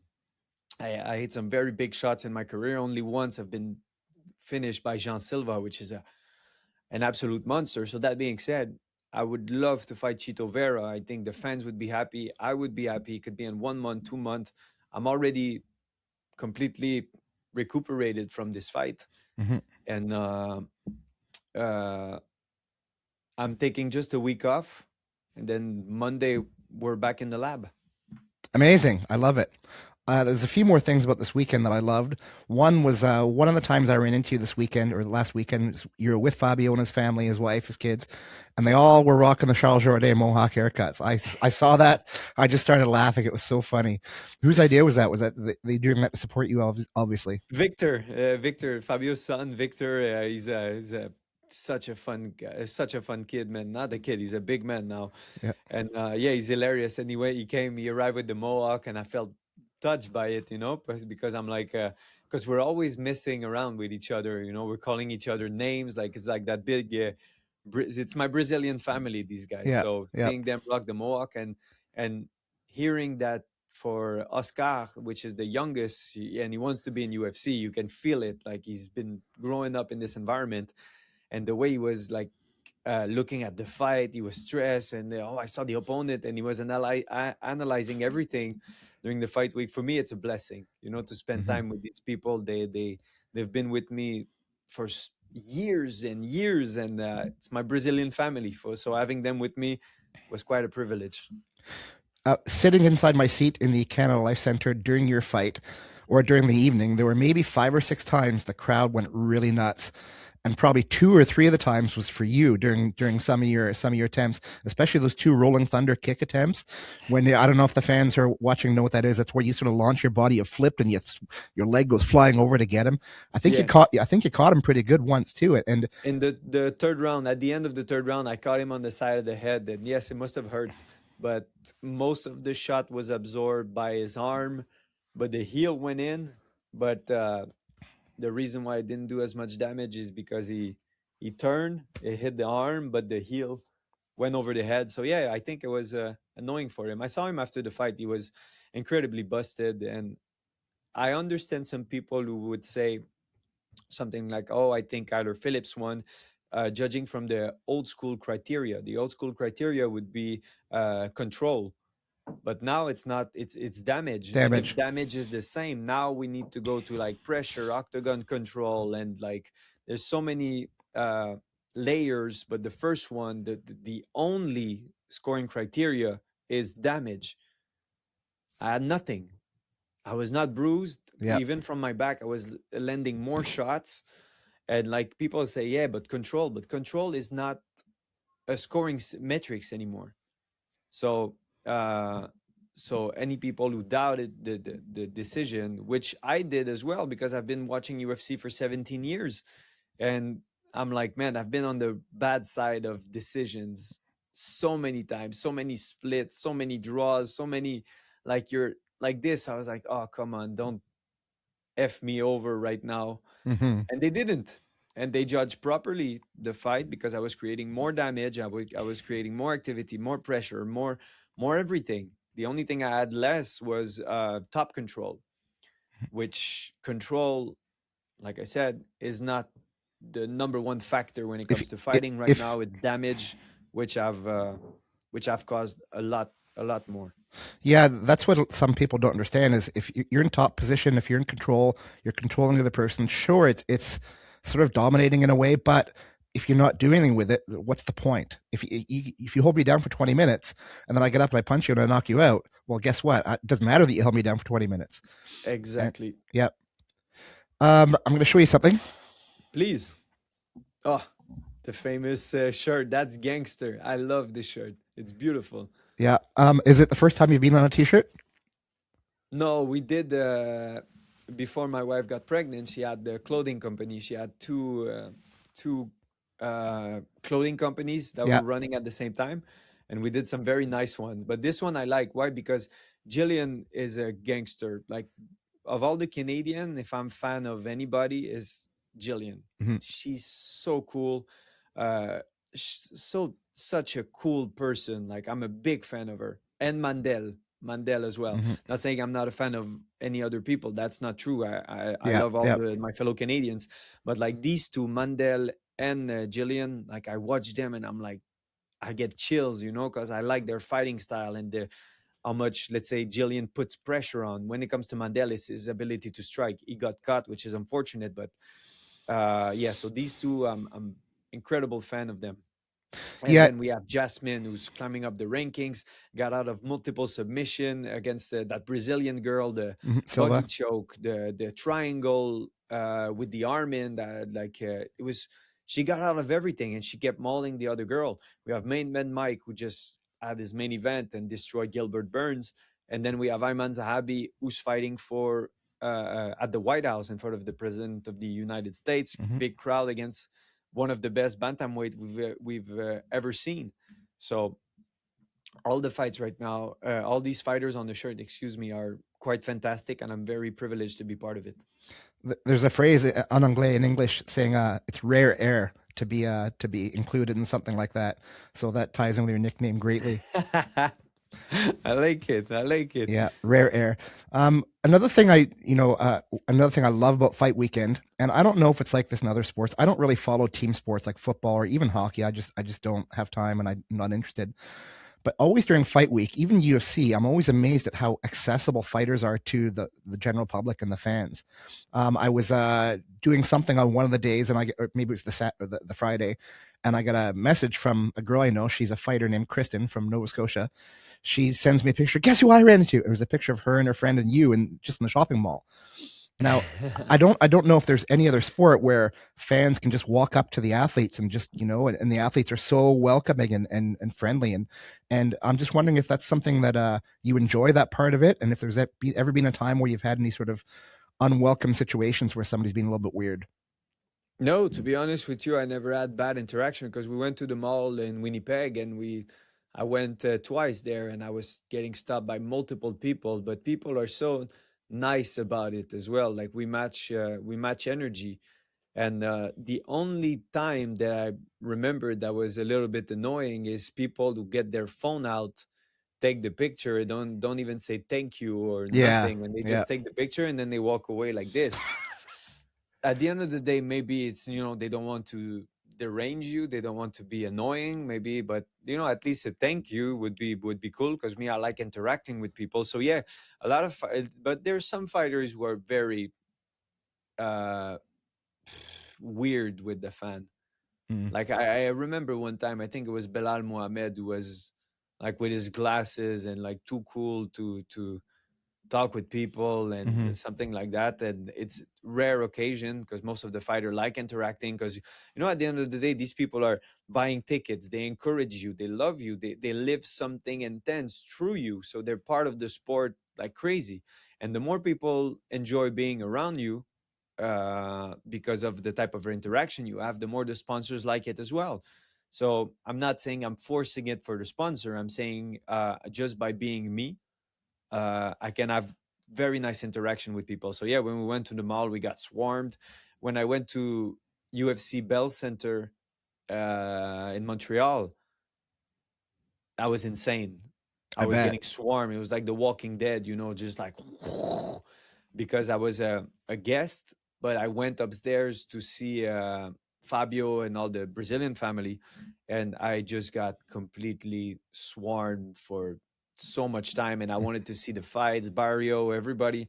So to answer the question, we have proper accessibility because we're just people like anybody else, and we don't think were too much. Like I said, the only time I saw a guy who was too cool for the people, but maybe it was fatigue, maybe it was drained. I don't know. Yep. That Yep. everybody has their reason, but like Bilal, and I could name a couple other fighters, but they're, you're not that cool. You're not too cool to say hi to someone who wants Mhm. to encourage you or have a little moment with you.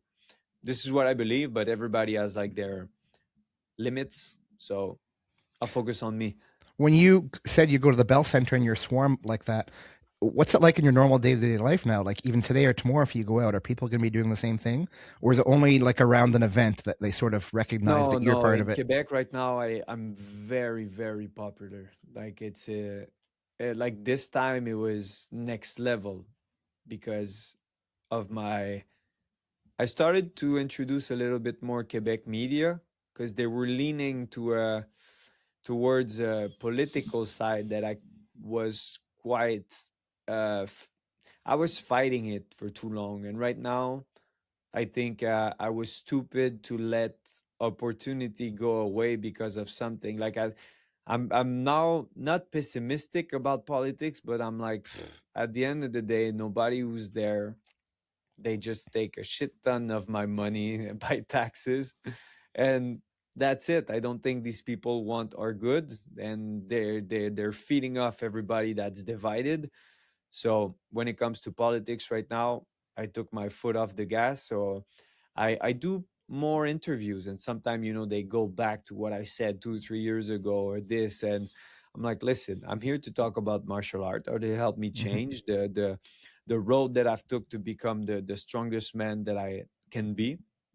And I think a lot of young men could benefit from hearing this, because if you have like those people who are fighting toxic masculinity, saying that everything that's masculine is toxic, well, you're creating a bunch of men child that, and those men child, once they become adult, they're the most dangerous part of society because they're babies when they don't get what they want. So there's a little bit of like a current right now that I'm influencing a switch towards a proper masculinity, but because there's no way.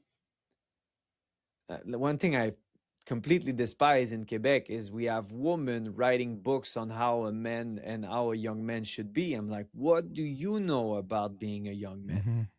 What do you know about the competitiveness of our world, that you Mm-hmm. need to be good looking, 6 foot, 6 figures, 6 inch penis?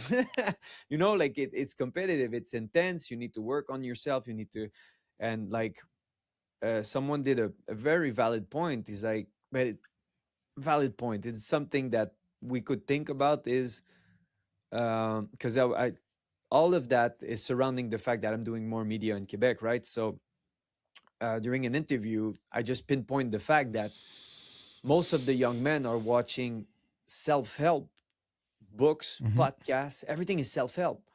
But then you look on the other side, anything woman oriented All the is girls are watching Call Her Daddy and finding call out. her daddy, Yeah. sex, and like anything that's degrading, and OnlyFans stuff, and they're like liberated by that, whatever that means. It's not a jab at feminism. It's not a jab at woman. It's just showing that all the young men are looking for help right now because they don't know what's good, what's bad. If I'm masculine, if I'm competitive, therefore I'm bad. If I want to get strong, it's because I'm bad. It's because I want to use this strength to destroy people. No, you have a duty as a young man to become as strong as you are in order to cooperate with everybody. Like someone strong is not someone who bends people to their will. Someone strong is someone who can help the most people around him. If you're not strong physically, you can lift less things. You have less energy. So you training is not only to have muscles to attract the other sex. I know all of the guys I'm training with, they all have girlfriends and they keep training. Even if they're not fighting, because they're like, man, I have more energy, I feel better, I can spend more time with my kids without be like, fuck, my lower back hurts. So the point that I'm trying to make is young men are looking for a calling, not a calling, but looking for someone to be like, that's a cool guy, I want to be like him. But if you have a woman saying, I wrote a book on how you should be because I'm so cool that I know more than you what you should be, of course people are going to be reluctant to listen to that. But if you see a guy performing in the UFC, beautiful relationship with his wife, generating proper income, talking in a better way, you're like, I'm inspired by Charles. I don't want to be like Charles. I don't want anybody to want to be like me. But if people can say, oh, he was like that and he became this, I can do it too. In the interview with Spencer, not Spencer, but on with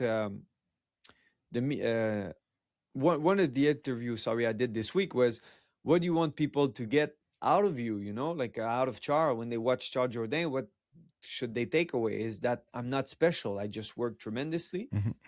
I'm not that talented. I'm not that special. I'm not nothing more than just a guy who kept on working. It took me 17 fights to be close to the top 15. 17. Like the average MMA guy spend like 2-3 fights in the UFC and then they're gone. If they even get there. If you can get there, exactly. But I never stopped. I kept pushing. I kept trying to find ways in order to get better. And sometimes I sit down and I'm trying to think what I would be if I didn't answer the call to be a stronger man. Like I said, being strong is not bending people to my will. If I have a wife and like, you stay home, I'm the man, I bring back the money, no, we make jokes about it. Like when Sean Shelby passed and he's like, you got the bonus, I'm like, hell yeah. And then I turn around and I look at my wife, Clarence, and I'm like, oof, it's already spent. We got a new garage. We got a, like she it's not her the boss or me the boss. There's no boss. It's us, we're trying to build something. So we have proper relationship and we have something healthy because it's all about us. I'm not putting any hierarchy in the relationship. So that helped me tremendously. So sorry, I made a big round, but the point is, I truly feel like young men are underrepresented. And it's not me saying I want to be their hero. I'm not doing this for me. I'm doing this because some people did it for me. David Goggins, Jordan Peterson, Joe Rogan, Ryan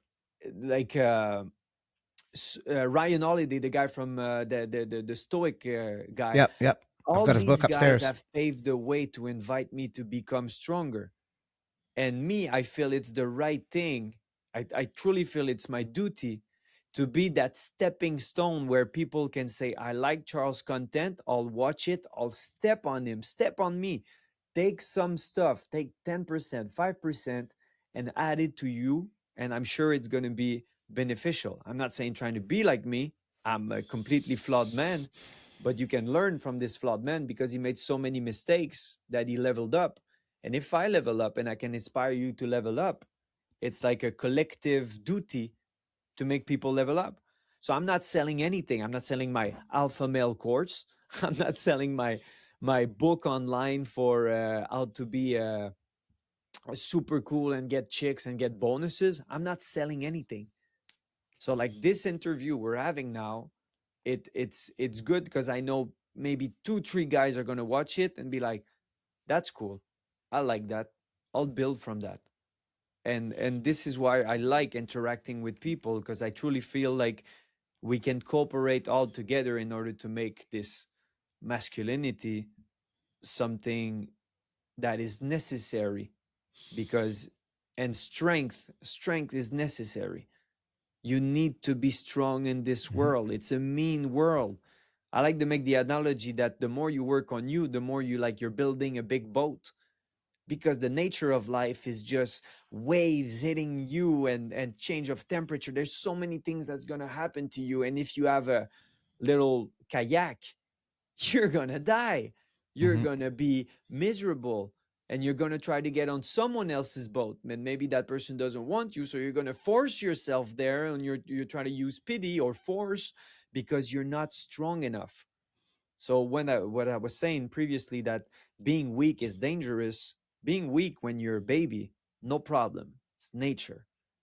Teenager, you're starting to interact. And now when you become a man, if you're a 22-year-old man and you're weak, you have no character, you have no ability to say what is moral or not. You have no physicality. You have nothing.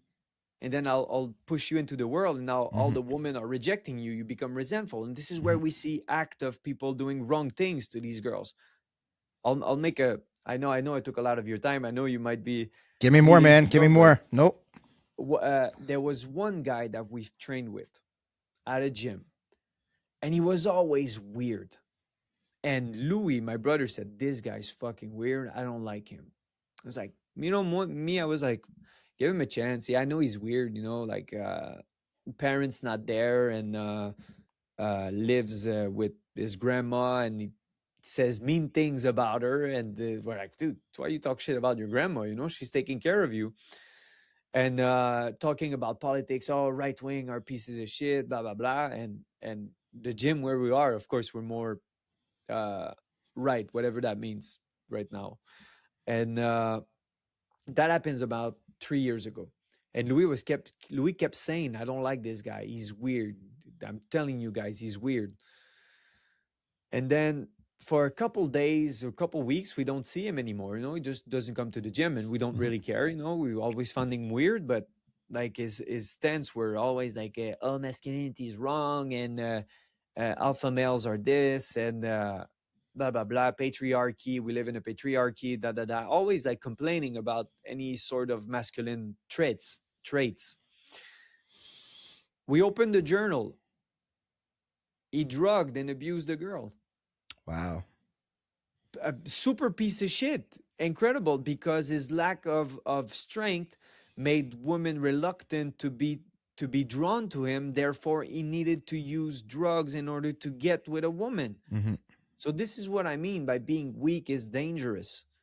I'm not saying all the weak people do that. Absolutely not. I'm not making a generalization, but I just say some people build resentment because they cannot get what they want. And if you cannot get what you want, it's because you might not be strong enough. Like I said, strength is your ability to speak, your body. Like your body is a representation of how you take care of yourself as well. It's not just muscles. Oh my God, he has muscles. Like, no, the woman sees that you take your physical wellness with seriousness. So adding up all those things, like for me right now, I'll try to make as much interview as I like, but they're always trying to push that narrative that I'm trying to be this Andrew Tate and selling online course. I don't sell shit. I'm me. I interact with people. I make enough money with fighting. I don't need to go and sell you my how to be a strong alpha male course. I might at some point make shit ton of money on the back of these young men. I can help you write it. I'll be your ghostwriter. It's funny how I want to get my 2 cents in here, because I love a lot of what you're saying, Charles. We're on the same page in a lot of ways. I find that anytime a man brings up male issues or talking about men or boys or things like that, it's really easy to automatically lump them in with being a misogynist, being part of the manosphere, whatever that is. The manosphere, it's a whole big thing now. I only know it kind of a little bit, but I know most of it is shit, quite honestly. So me personally right now, I'm single and I'm dating. I'm doing a lot of dating. So in the past year, I've been on, I can't even tell you how many dates.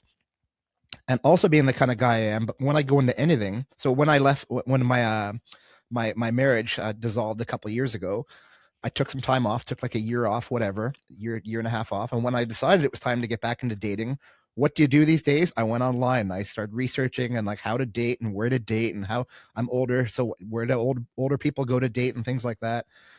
And I very quickly discovered that there's a distinct line now between men and women.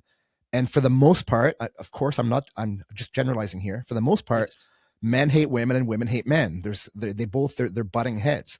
And we're seeing that divide right now where men and women are kind of going their own separate ways. Men are, for men, I'll talk about men specifically. I find men are being divided into two separate camps. You either have the camps where they are just absolving themselves of all responsibility and they say, fine, you know, the society doesn't want me. You don't want me to run around. You don't want me to play with the other guys. You don't want me to like be boisterous and whatever. I'll just sit in my basement and play video games. And they've just given up. They smoke weed all the time. They play video games. They don't talk to girls. A lot of guys have never talked to a girl, never approached a girl and asked for a date. And then this is where the incels come from. And incel's not even a thing. My opinion, there's no such thing as an incel, because incel, of course, is involuntarily celibate. There's no such thing as involuntary celibate, because like when I was 13 years old, I was not getting laid. When I was 17 years old, I was not getting laid. Like some of the kids, it seems like they are these days. They're all having sex. You know what I had to do, Charles? I decided one day I want to get laid. What did I do? Start going to the gym, start running, start jogging, start being a better person. You have to make yourself appealing and presentable to a woman to make yourself attractive as a mate, right? Why would any woman? You have to ask yourself, look in the mirror, and say, would I fuck me? Right? Would I do that? And if the answer is no, then why would any other girl want to do that? Mm-hmm. And that's where there's a lot of men who are the opposite side of the spectrum, where they are just taking extreme, like Jocko Willing says, takes extreme accountability. They have responsibility for everything in their life. They better themselves. They read self-help books. They watch podcasts. They go to the gym. They're doing crazy stuff. Yes. But I find the problem with that a lot too is now they are also not wanting to spend time with women because they want to focus on themselves. So there's a challenge right now. In Western society, there's a huge problem with the birth rates declining. We're not even at 2 for 2. So say like you and your wife, Clarence, you have one child. You need to have one more child in order to equal your value as a couple, right? So like you two people, if you make two people, you're equal. If you make one more person, then society can keep growing. But if you have less than 2 children, then that means our birth rate's declining, right? Mm-hmm. So I really get frustrated. But for me personally, it's a great thing, this whole thing right now, because there's so many men out there who are weak and are not desirable by women. So when I go on dates or when I meet women, it's like they don't know what to make of me. For a lot of reasons. And I'm not special. I don't think I'm especially special. I just I've not given up like I think a lot of men have. And to add on, this is my turn to talk for 20 minutes, Charles. Please. You talked about Jordan Peterson. He mentioned something like, I'll probably get it wrong, but I'll paraphrase. He said, you can think you're a nice man, but if you don't have the capacity for violence, if you don't have the capacity to be strong, then you're not nice. You're just helpless. So every man has to be able to stand up and defend what's his and defend his loved ones, or even defend the innocent and the weak that are around him. You might not win. You might get beaten down, but you have to be able to stand up and act for what's right. Exactly. So his point is just to add on to that point is, you're not there's no virtue behind you saying you wouldn't hurt a squirrel, because your inability to hurt the squirrel. Yeah. It's like me saying, how can I make an example out of it? Like, I like someone who's very small and weak and is like, I wouldn't attack anybody. Well, you can't. Yeah. So it's not a virtue. You would die because of your inability to do so. So that's where you make that analogy with, I think it was in the conversation with Rogan, it's better to be a warrior in a garden than a gardener garden in a war. Yeah, absolutely. you need to be strong. And to add up one more thing on Jordan Peterson, he said, who are the men that can take care of psychopaths, men in this world? Very dangerous men who keeps it under control. Your firefighters, your police officer, your army officers, all these guys are monsters under control because psychopaths exist in our world. Who's taking care of them? Who's taking them out? Strong men who has it under control. So it's very important to be strong, like you said, in order to protect yourself. But being weak, they're trying to push it as a virtue. It's not. It's nothing. No. Weak is your inability to help others and be like, I'll just watch. You see a crazy man attacking children in a park and you see dozens of guys on their phone. What are you talking about? You saw a man attacking. I saw that on Twitter. I was like, oh my God.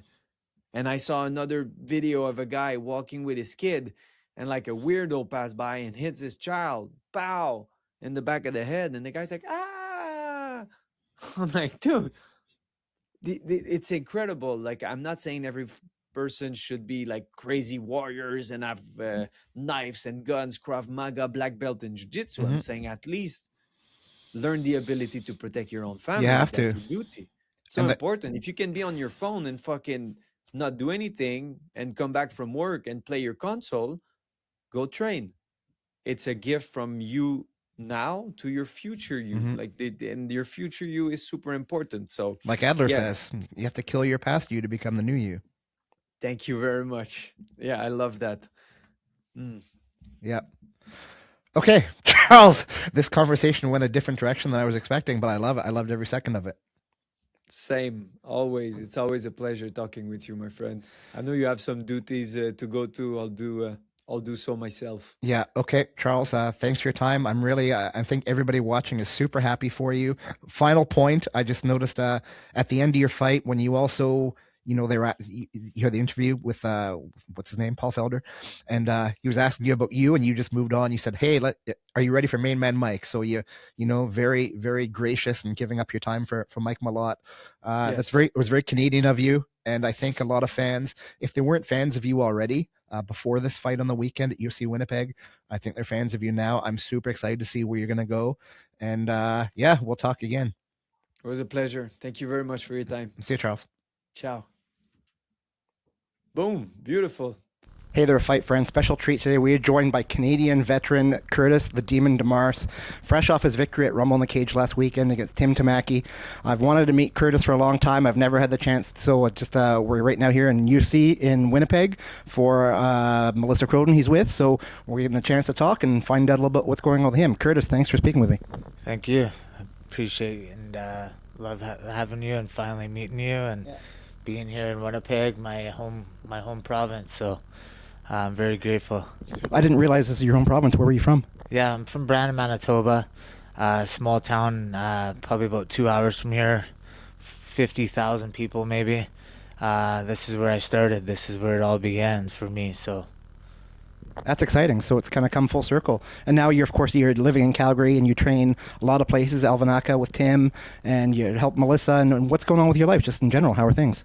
Yeah, just been busy coaching. I do sports athletic therapy as well. So I help the guys recover and get their rehab and stuff. And Melissa came to me about 2 years ago and we polished a little bit of her striking, and then we were unable to find good bodies at her level in Calgary, so we had sent her off to Las Vegas at Extreme Couture and the PI and stuff, and things are just good, man. They're busy.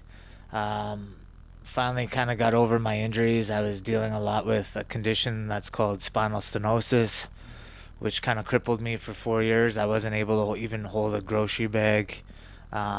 And they were really pushing on surgery, and I just, prayed every day and hoped that I would one day get to compete, and here I am. So yeah, that's incredible. I didn't know about the medical issues. I'm sorry you had to go through that. Yeah, they said I have a neck of an 80-year-old woman. So, and you still thought it was a good idea to get back in the cage last weekend?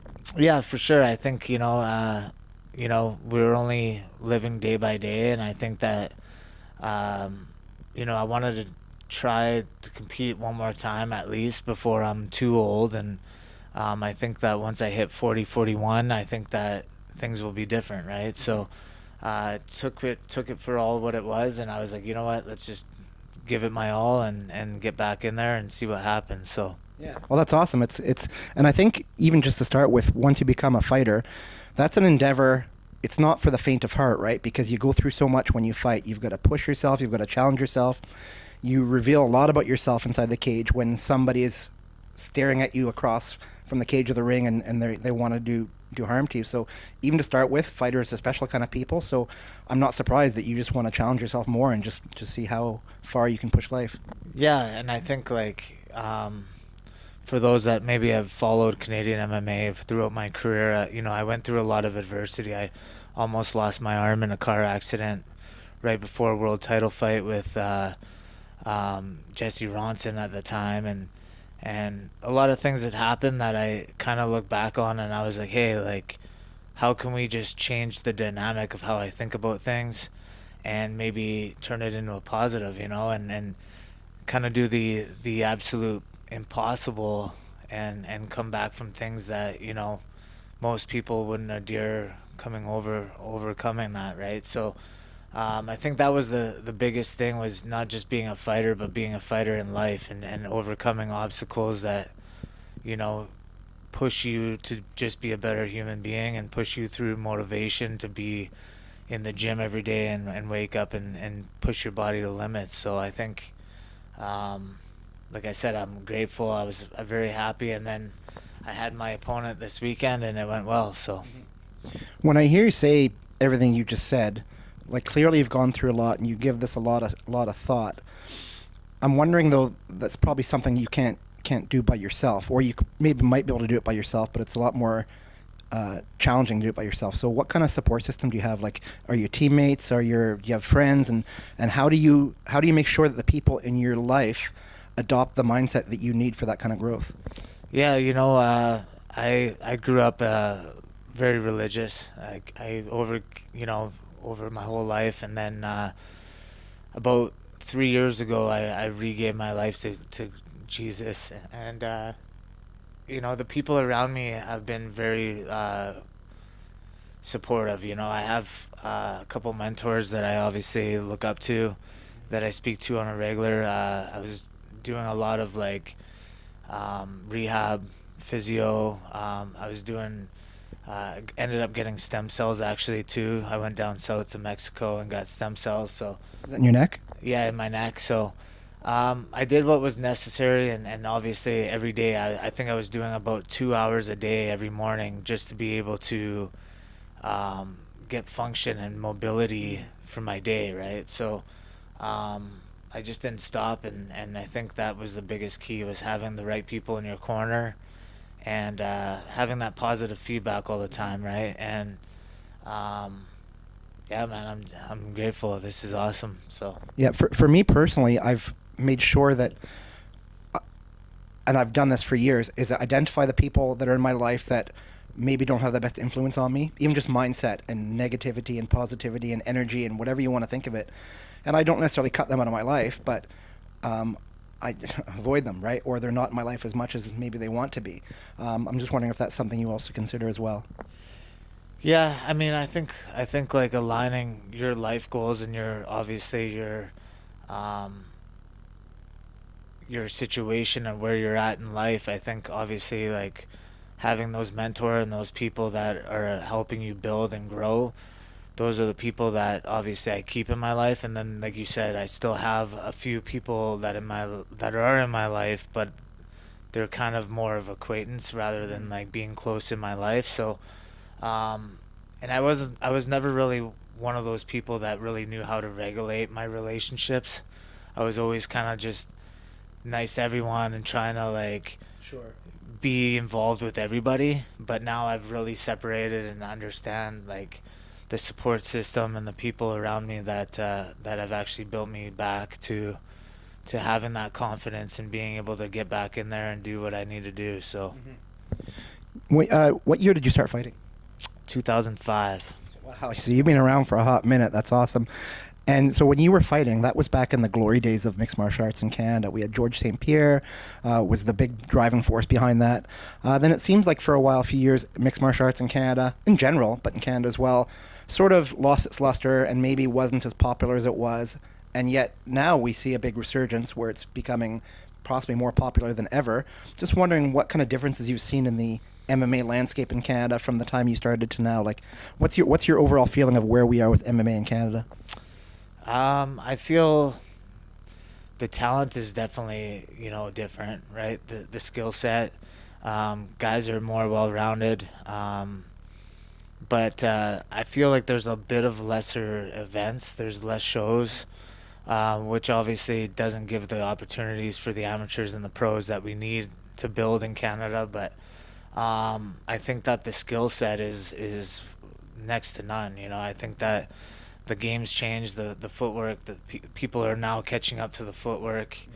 And I think it's still great here. I just think that our shows need to be more consistent with bringing in a little bit more talent and international talent. And but I think it's great. Like, I think there's a lot of positive things. There's shows like Samurai Unified that are putting on good events, and they're kind of touring now. They're kind of traveling across the country. So, but I think just having more standards in Canada as far as having more events for these guys to be able to perform and kind of showcase their skills, right? So I don't know if you follow Ontario much, but amateur mixed martial arts was re-legalized in Ontario last year, and I find the problem right now is that everybody wants to throw their hat in the ring, or the cage if you will, and start an amateur MMA promotion.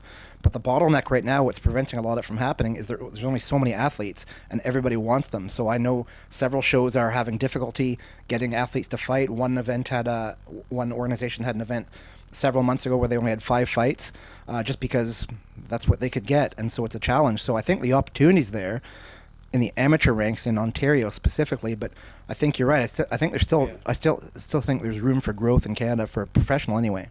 yeah, and I think a lot comes down to it too, where a lot of guys know, how data and how statistics really work in the martial arts field now, right? Back in the day when I had started, you kind of just accepted a fight. You kind of just fought whoever they gave you. You weren't picky. You just loved to compete. You loved to fight. Whereas now, I think a lot of guys know kind of how the system works and how you want to build your record and how you want to kind of handpick your fights and be smart with it. So I think that comes into a big factor as well, is that, even if the promoter is trying to do his best to put a show on, a lot of the athletes are being very picky and very selective with their fights, and that can come down to, obviously the promoter pulling the fight, and then obviously there's not as many fights on the card, right? So I think that plays into a factor, but I think like the mindset of a fighter's fighter, where there's very few and beyond nowadays that actually just want to fight and compete, So That's the lean mean mindset. You just fighters fight. yeah. And I'm not saying that, you don't have to be picky, but these guys, some of them are just very, very selective. And,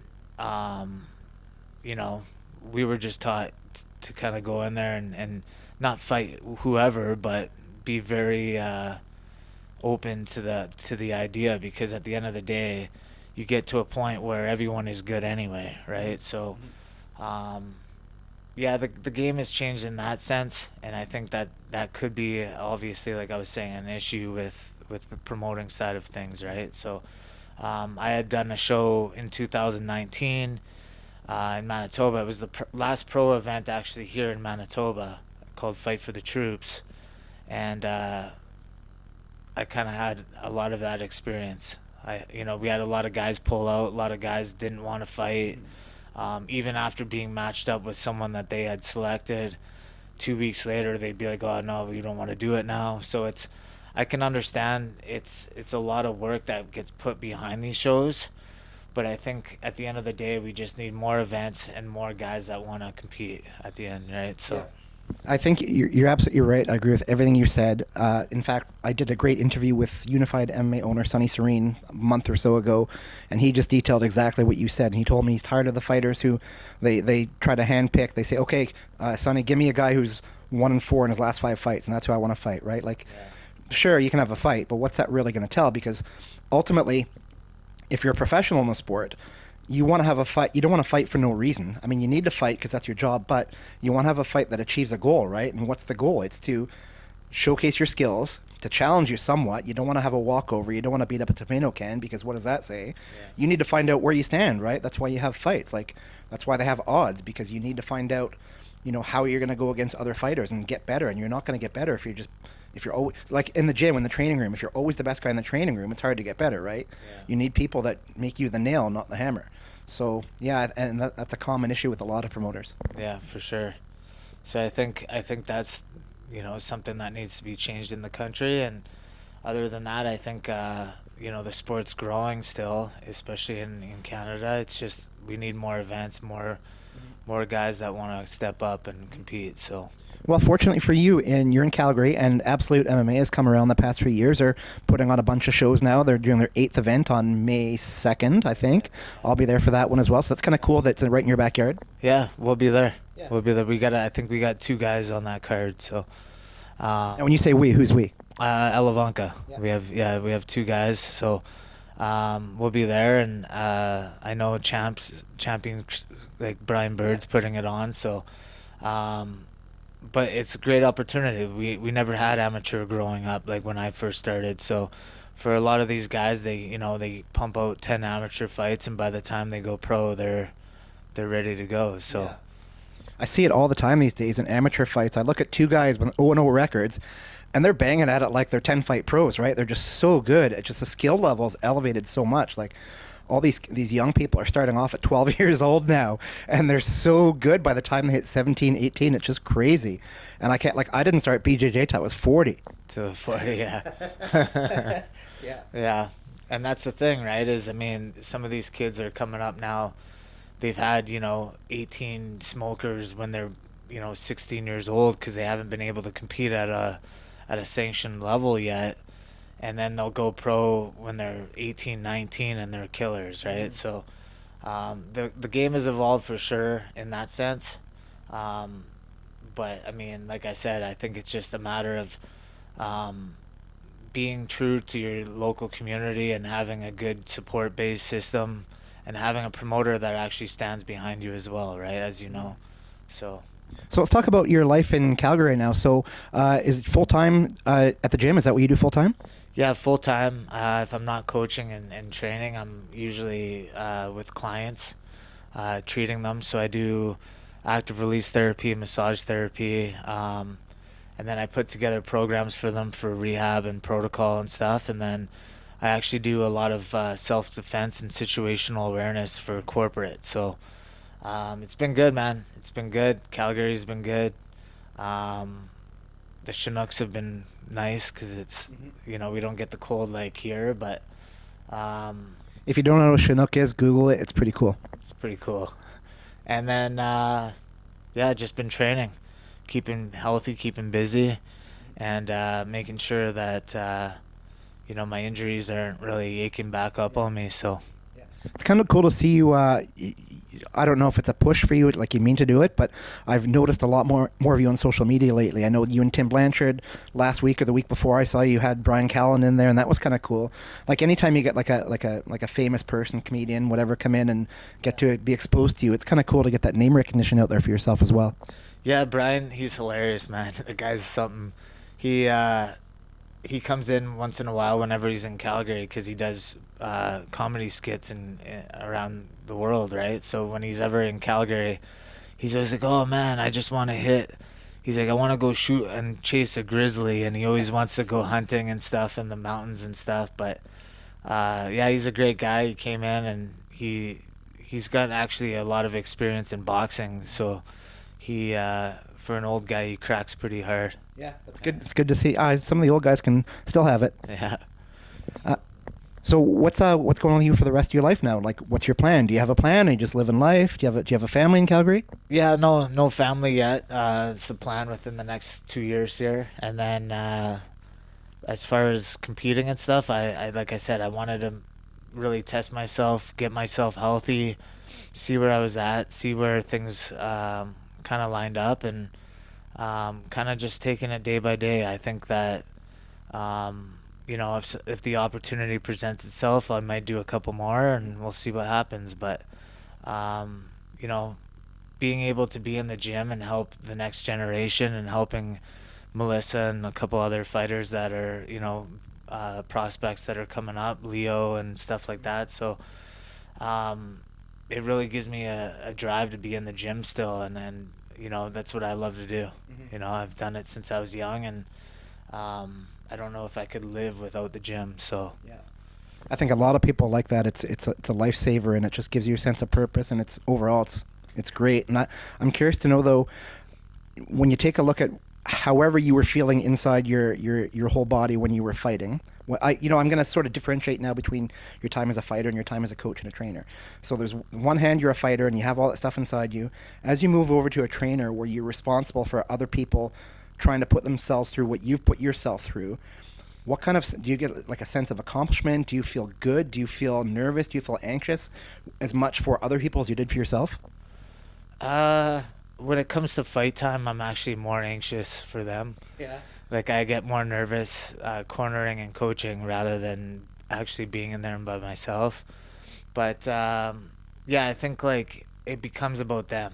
Everything becomes about them, and any flaws that I had in my experience in my life, I kind of look back and I'm like, okay, well, how could I have avoided that injury, or how could I have avoided certain things in training camp and stuff. And I'm a really big believer in push on guys training smarter nowadays, whereas before we would spar almost every day.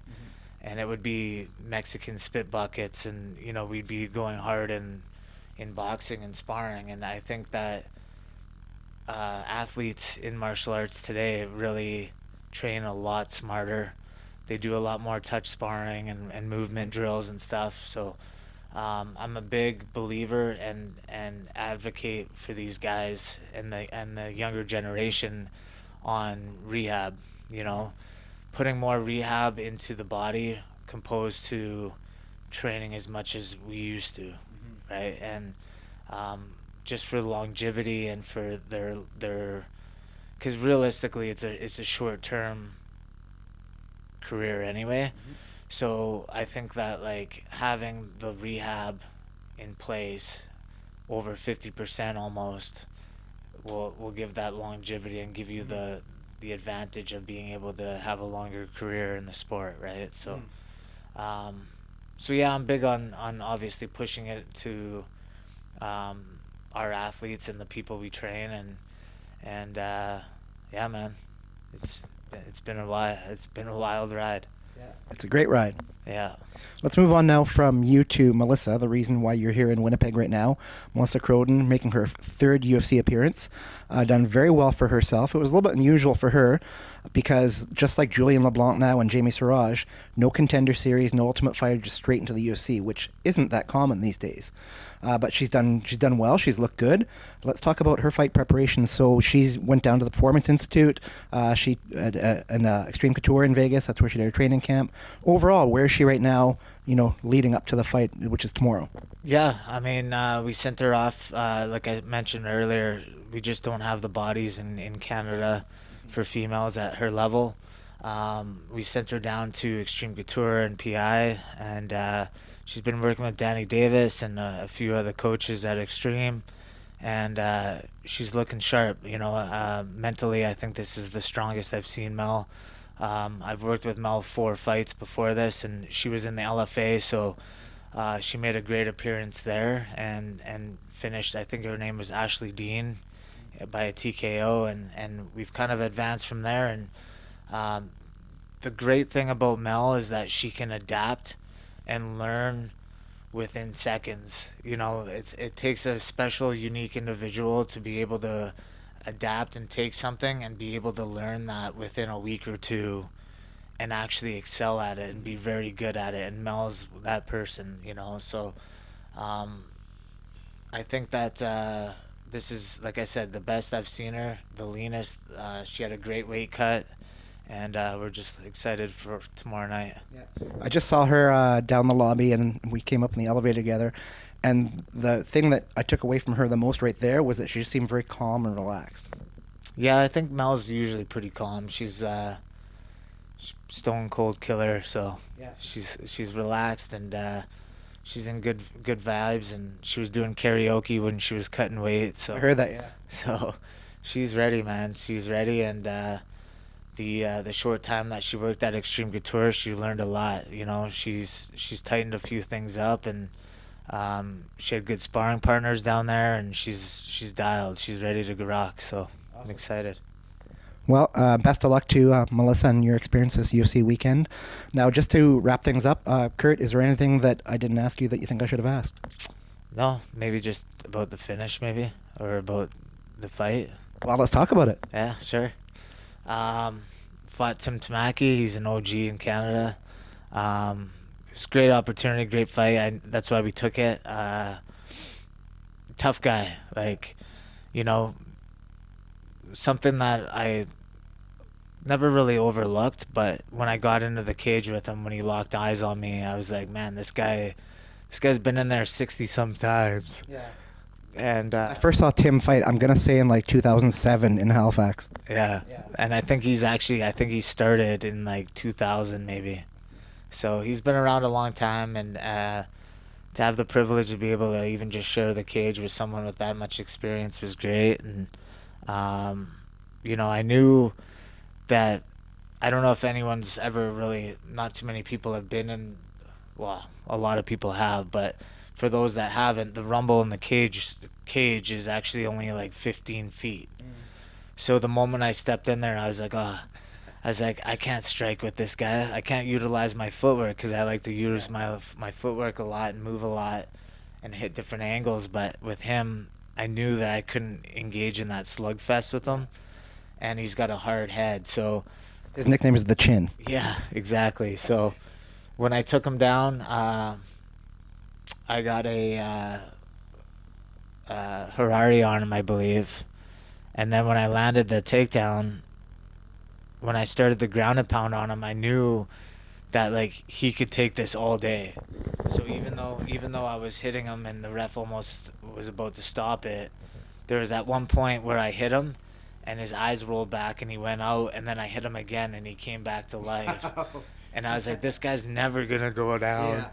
So yeah, we utilized the game plan well, stuck with it, and got the ground and pound TKO. So but I was just blessed to be in there. And like I said, Lee Means put on, I think that's the longest running show in Canada. So yeah, I was just grateful and blessed, and it was a good opportunity for me, and get back on the win streak and see, like I said, see what happens next. Yeah. Well, Kurt, I'm really happy on the personal level. I got a chance to meet you in person for the first time and get a chance to know you a little bit as a person. Congratulations on everything. Hope life keeps going well for you, and I know I'll see you on May 2nd in Calgary again. Yeah. So best of luck to Melissa Croden tomorrow night, UFC in Winnipeg, and best of luck with everything. Awesome. Thank you, guys. Right. There you go, fight friends. Curtis the Demon Demarce. Derek Bergen, it's good to see you again. We tried last week to have this interview, got through the whole thing, and then we had some technical issues, and I couldn't recover the video. It didn't work. So I apologize for that profusely again, and I'm very thankful that you were able to take the time today and try again and reconnect with me. Yeah, thanks, Andy. Yeah, I'm not sure what happened last time, but it's all good. We can do it again, and just gives me some practice to maybe give some better answers. There you go. No, all your answers are great last time, but interviewing is just like anything, right? The more you do it, the better you get, and the more natural and fluid it becomes. So just every little bit helps. Definitely. Yeah, every time I do it, I feel a little better. And this time we've got the benefit. I'm looking on the camera now off on the screen right behind you. That looks like Nova Scotia air to me. That is. Yeah, I'm at the Pictou Lodge right now. It's a beautiful place right on the water. Yeah, FLA treated me good here. Nice. We'll get to your FLA fight against Roy Gillis shortly, but first, why don't you take a minute, please, and just introduce yourself, say who you are, where you're from, how you got involved in combat sports, and perhaps why you and I are talking right now.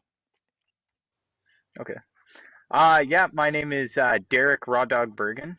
I am MMA fighter from Abbotsford, British Columbia, and I got into combat sports. I did karate as a kid, and then I watched actually it was GSP versus Matt Serra 2 Mm. that got me wanting to do this. But I in high school I didn't do any martial arts at all. I quit karate very young and didn't do any. I tried wrestling for about 3 months Mhm. and I wasn't very good at it, so I quit. And then didn't do anything. Had kids right out of high school, and then I started training again at around 26 years old or so, Mhm. and just kept going from there. So you're 26, and I believe you have 5 kids, don't you? I have 5 kids. Yeah, Holy moly! Like, I'm 31 now, but okay. I started when I was 26. Yeah. I can imagine that training to be a professional fighter has got to be challenging, even if you're by yourself, let alone with a family and 5 kids. Tell me about the challenges you face trying to balance your family life and your fight life. Yeah, it can definitely be difficult sometimes. A lot of the time classes are at specific times. You have to train at specific times, and then you've got your kids doing their extracurricular activities, and they got school and everything, and then your wife's at home. So it's definitely a lot to try to balance. Luckily, my wife is pretty good about being lenient with me while I'm in fight camp. As long as when I'm outside of fight camp, Hmm. I'm lenient and I take a little bit more time to be with the family. And Sure. also, I can bring the kids to pretty much every gym that I train at. I bring them with me a lot, especially some of the younger ones. They get to sit there. They watch sometimes. A couple of them do jujitsu with me. So yeah, That's it all awesome. Do works they have out. those cute little baby geese they wear? Yeah, yeah, they do actually. They love the geese. Those They are the were so cutest things in the excited whole when they world. got them. Yeah. Yeah, I bet. Okay, so I was first introduced to you. I saw it was through a social media post. I'm gonna say Instagram, but I'm pretty sure it's Instagram. And I see a lot of fighters all the time, and sometimes fighters stick out for the right reasons, sometimes they stick out for the wrong reasons. I saw a post from you, and you were talking about a fight you had had. I don't remember if it was an MMA fight or a jiu-jitsu fight, but regardless, you lost. And just I remember that everything you said in the post was just about taking accountability, being a solid guy, accepting responsibility for the defeat, and just acknowledging that it's you need to be more prepared and you need to work harder. And I just thought it was so refreshing because a lot of times people have excuses. I had a bad weight cut, my knee was hurt, whatever, which could be valid, but nobody likes to hear Yeah. about it anyway, because life, we all face challenges if it's fighting or elsewhere. Just the fact that you were just so open about accepting that responsibility just stood out to me. And I'm wondering if that's something that has always been ingrained with you, or is it something you've learned over time? Yeah, I appreciate that. Yeah, I've kind of always been like that. Like, I'm out there to compete, to see how good I am, and to have fun with it. Uh, Obviously, I prefer to win than lose, Mm-hmm. but win or lose, the whole goal for me is to be better than I was last time Mm-hmm. and to put on a show, entertain the fans. Like, um, I don't see a point in making excuses for a loss. Like, there's lots of losses that I've had where I could have made an excuse. I could have said, "Oh, I was injured," or "this happened," or "that happened." But like, at the end of the day, I decided that I was good enough to step in that cage. So I decided that I was good enough to fight that day, and I should have been good enough to beat him, and I wasn't. So Mm-hmm. like, there's no excuses for that except for just learn from it and grow and be better next time. And that's a great attitude to instill in your children. I'm sure what they see you treat life like that, that's only going to make sure that they're more successful in life than maybe they would have been otherwise. Yeah, I try to show them that like, you're in control. Anything that, like, don't uh don't get down on the things that you can't control. Just control Mm-hmm. what you can and do what you can, right? Yep, agreed. Well, let's move on now to this weekend. You're fighting at Fight League Atlantic 24 in Pictou, Nova Scotia, and you're fighting Rory Gillis. How did this fight come about, and what did you think about Rory when you first heard the name as a potential opponent for you? Um, this fight came about because I was booked to fight on Unified card back in February, Mm-hmm. and my opponent pulled out. So kind of messaged everybody trying to find opponents, and FLA originally told me that they didn't have anybody for me at the time, and then they came back with Rory, and they were like, "Hey, do you want to fight this guy?" I just said yes right away. I wanted to fight, so I didn't really look at him until after I said yes. I knew Mm-hmm. who he was. I've had my friend Christian Tremaine is supposed to fight him, Yep. and um, so I know who he was, but I didn't know a ton about him. Um, I've watched a little bit of tape on him, but I tend to leave that mostly to my coaches and let them Mm-hmm. figure out the game plans for me. I like to just go in there and do my thing, and they can tell me what I need to do and what I need to work on. So, Who are your coaches, and what did they tell you about Rory? I don't need to know specific game plans, but just in general, when you analyze his fight style, how did you break that down, and how do you see him as an opponent? um, obviously he's really good. He's 4-1. His one loss was he got caught in a guillotine. So, um, I noticed that I think he likes to push forward, he likes to pressure, and he wants to take you down and beat you up, right? Mm-hmm. So my in my opinion, like what I'm good at is pretty much the same thing as what he's good at. So we're gonna see who's better at it, I guess. I think I'm good off my back, even in an MMA scenario. If it happens where I end up on the bottom, I'm not afraid to throw from the bottom. You Yeah, know, yeah. I noticed that a lot of people don't like throwing from the bottom. Coaches tell you don't throw from the bottom. I like to throw from the bottom, so and it allows me to get space and get up, get back up, get into a better position myself. Mm-hmm. So I'm not scared to be on the bottom if I end up there, and I know that I can get on top of him, and I know that I can beat him up with ground and pound as well. Mm-hmm. I think it's a challenge when you take a look at ground fighting. Some people don't realize that sometimes it's not so much about the strikes or the submission attempts you can make. It's about controlling the space between the bodies, because if you're Yep. holding on tight to somebody, you're say your chest is against his chest and you're on the ground, it's more challenging to land a strike than it would be if you can create some space, a couple inches or a foot, and you can lift up and you can posture up and strike. So I find oftentimes it's Yep. a fighter who can control that inner distance is the one who might find the most success in whatever they're trying to do. Definitely. Yeah. Um, yeah, that's kind of the whole thing I do. I control the space where if I want to create space, I'm going to create space. And if I want to take it away, I'm going to take it away. Mm-hmm. That's what I do. And I think I'm pretty good at it. Okay, Derek. Well, I've got an early morning. I've got to be up at 2 a.m, so I've got to leave home at 2 a.m to be at the airport for 4 a.m for my 6 o'clock flight, so I can be in Nova Scotia tomorrow with you to see you in person. So I'm going to call it a wrap right now, but I just want to say it was great to speak with you, and I'm excited to watch you fight. I'll be excited to meet you in person. I'll see you at the weigh-ins, and I hope everything goes well between now and then, and you have a great fight. Awesome. Thanks, Andy. I'll see you later. Last question, though, It's as great I to always talk to you. ask. Yeah, well, thank you. Last question, as I always ask, is there anything that I didn't ask that you think I should have asked? I don't think so. Put you on the spot Sorry. there. No, nothing to be sorry Wish about, I had a man. better answer for that one. All right, Derek Bergen, great to chat with you again. Thanks, man, and I will see you soon. Awesome. Thanks, Andy. Ben, it's so nice to speak with you. It's something interesting when I talk to fighters. There's different perceptions of different fighters among their certain fight communities. Now, you're in the Maritimes, and you're a pretty well-known fighter. Your name has good recognition anyway, despite having so little experience. I really think it's cool how you're sort of like creating this outgoing, boisterous. You have that persona out there where you have a lot of talk, and I think, well, I know that I enjoy it when I see it, and I think other fans must enjoy it as well too. Is that something? Have you always been like this, or is that something you're putting on for the show? No, I've always been like this.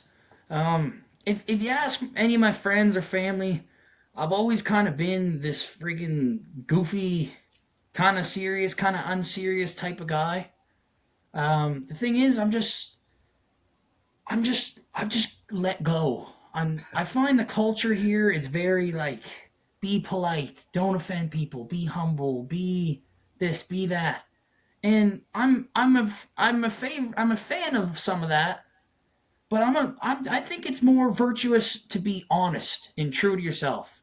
So there's times like I'll say what I'm thinking, and it may be flawed, it may be funny, it may be right, or it may be wrong, but at least at the end of the day, I know I'm being true to myself, and I don't Yeah, take I think myself too serious either. So it's a mix of everything.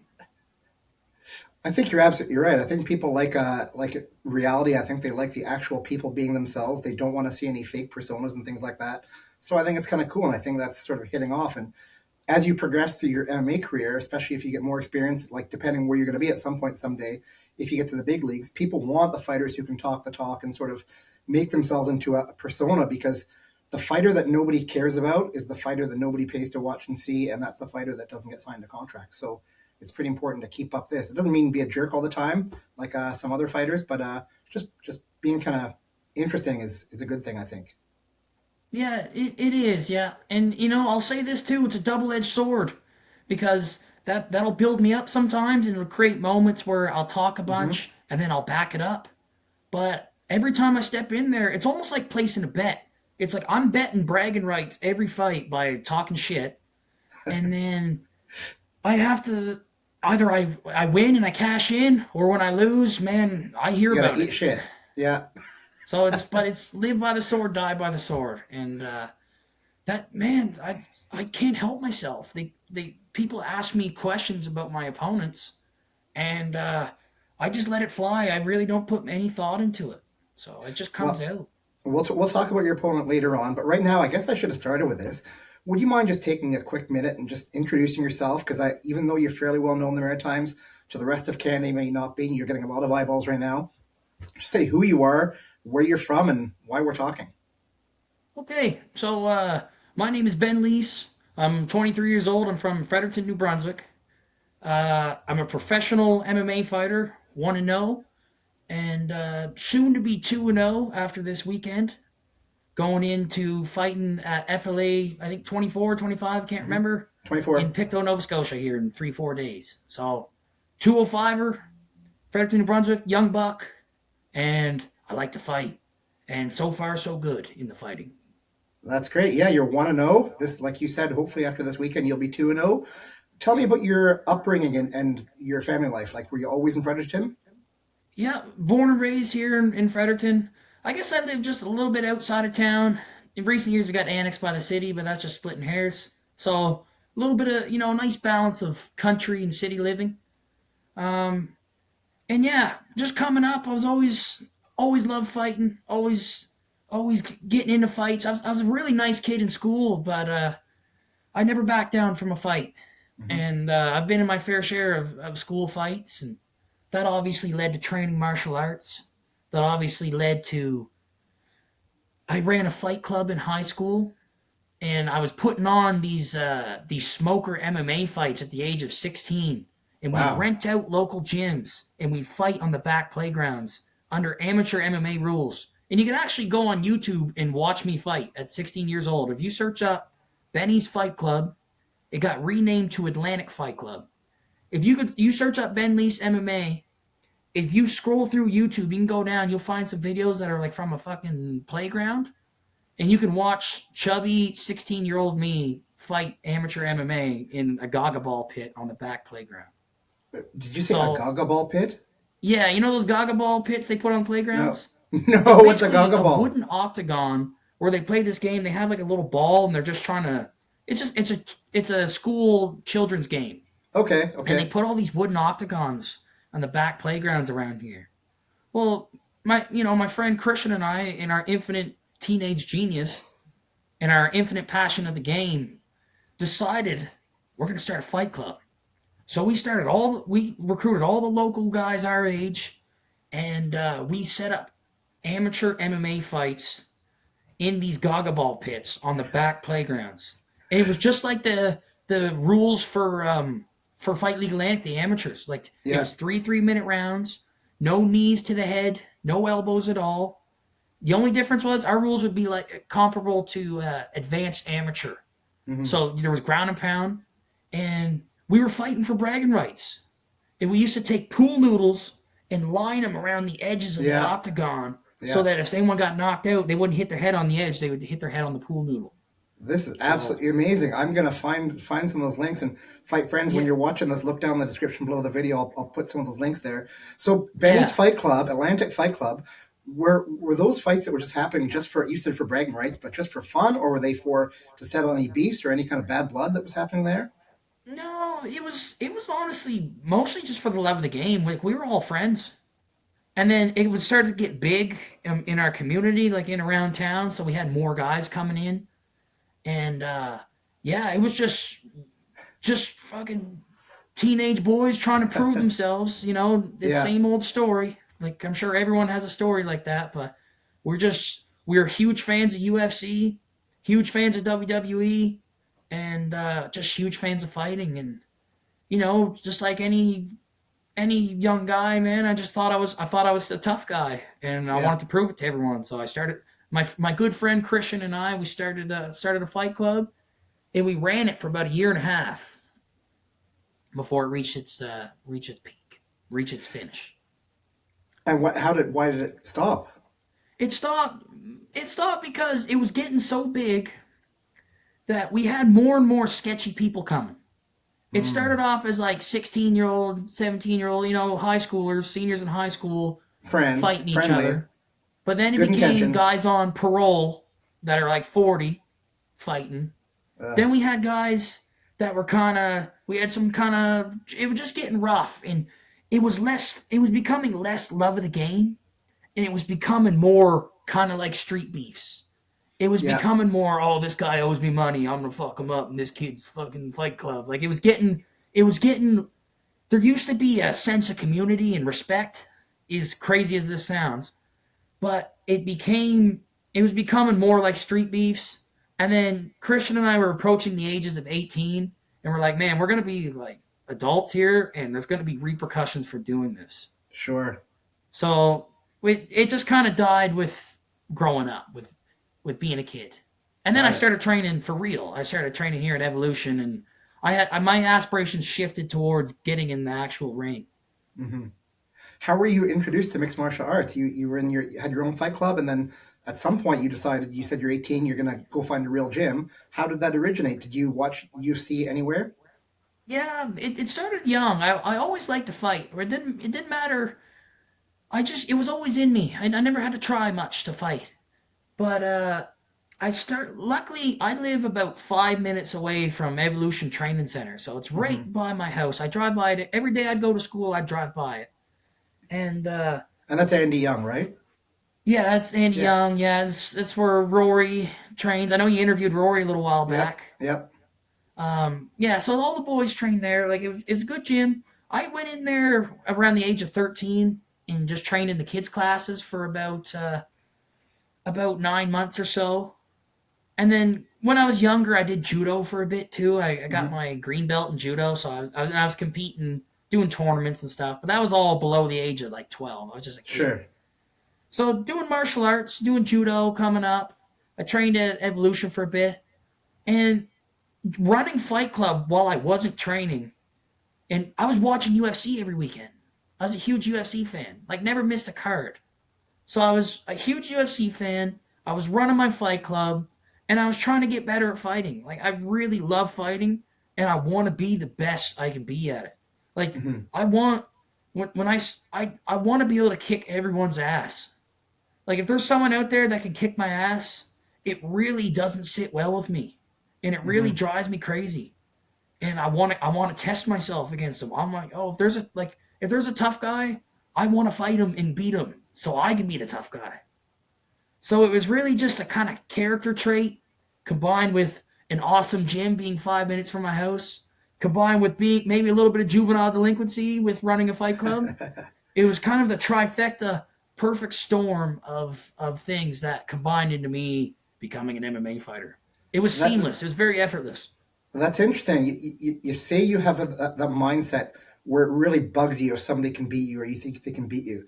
Now, if you extend that logically as far as you can go, the reality is there's thousands, if not tens of thousands, in the people of the world that could beat you up in a fight right now. But we're talking like hardcore criminals or in super heavyweights and all sorts of people. You're still young, even though you're doing really well. There's a lot of people who could beat you. Eventually, you can get to the point where you could be at the top, where you could beat everybody else, but that's a long path, right? That's like years and years more training and years of preparation. Now, is that your game plan? Is that something you want to see through right to the end? That is my game plan, and maybe that burning desire, maybe that way of thinking is flawed, and maybe that'll be what makes me, or maybe that'll be what breaks me. But that's really how it is. Like, I want to kick ass, man. And if there's someone out there that wants to beat me up, that don't sit well with me. We gotta prove it. And maybe like live and die by the sword.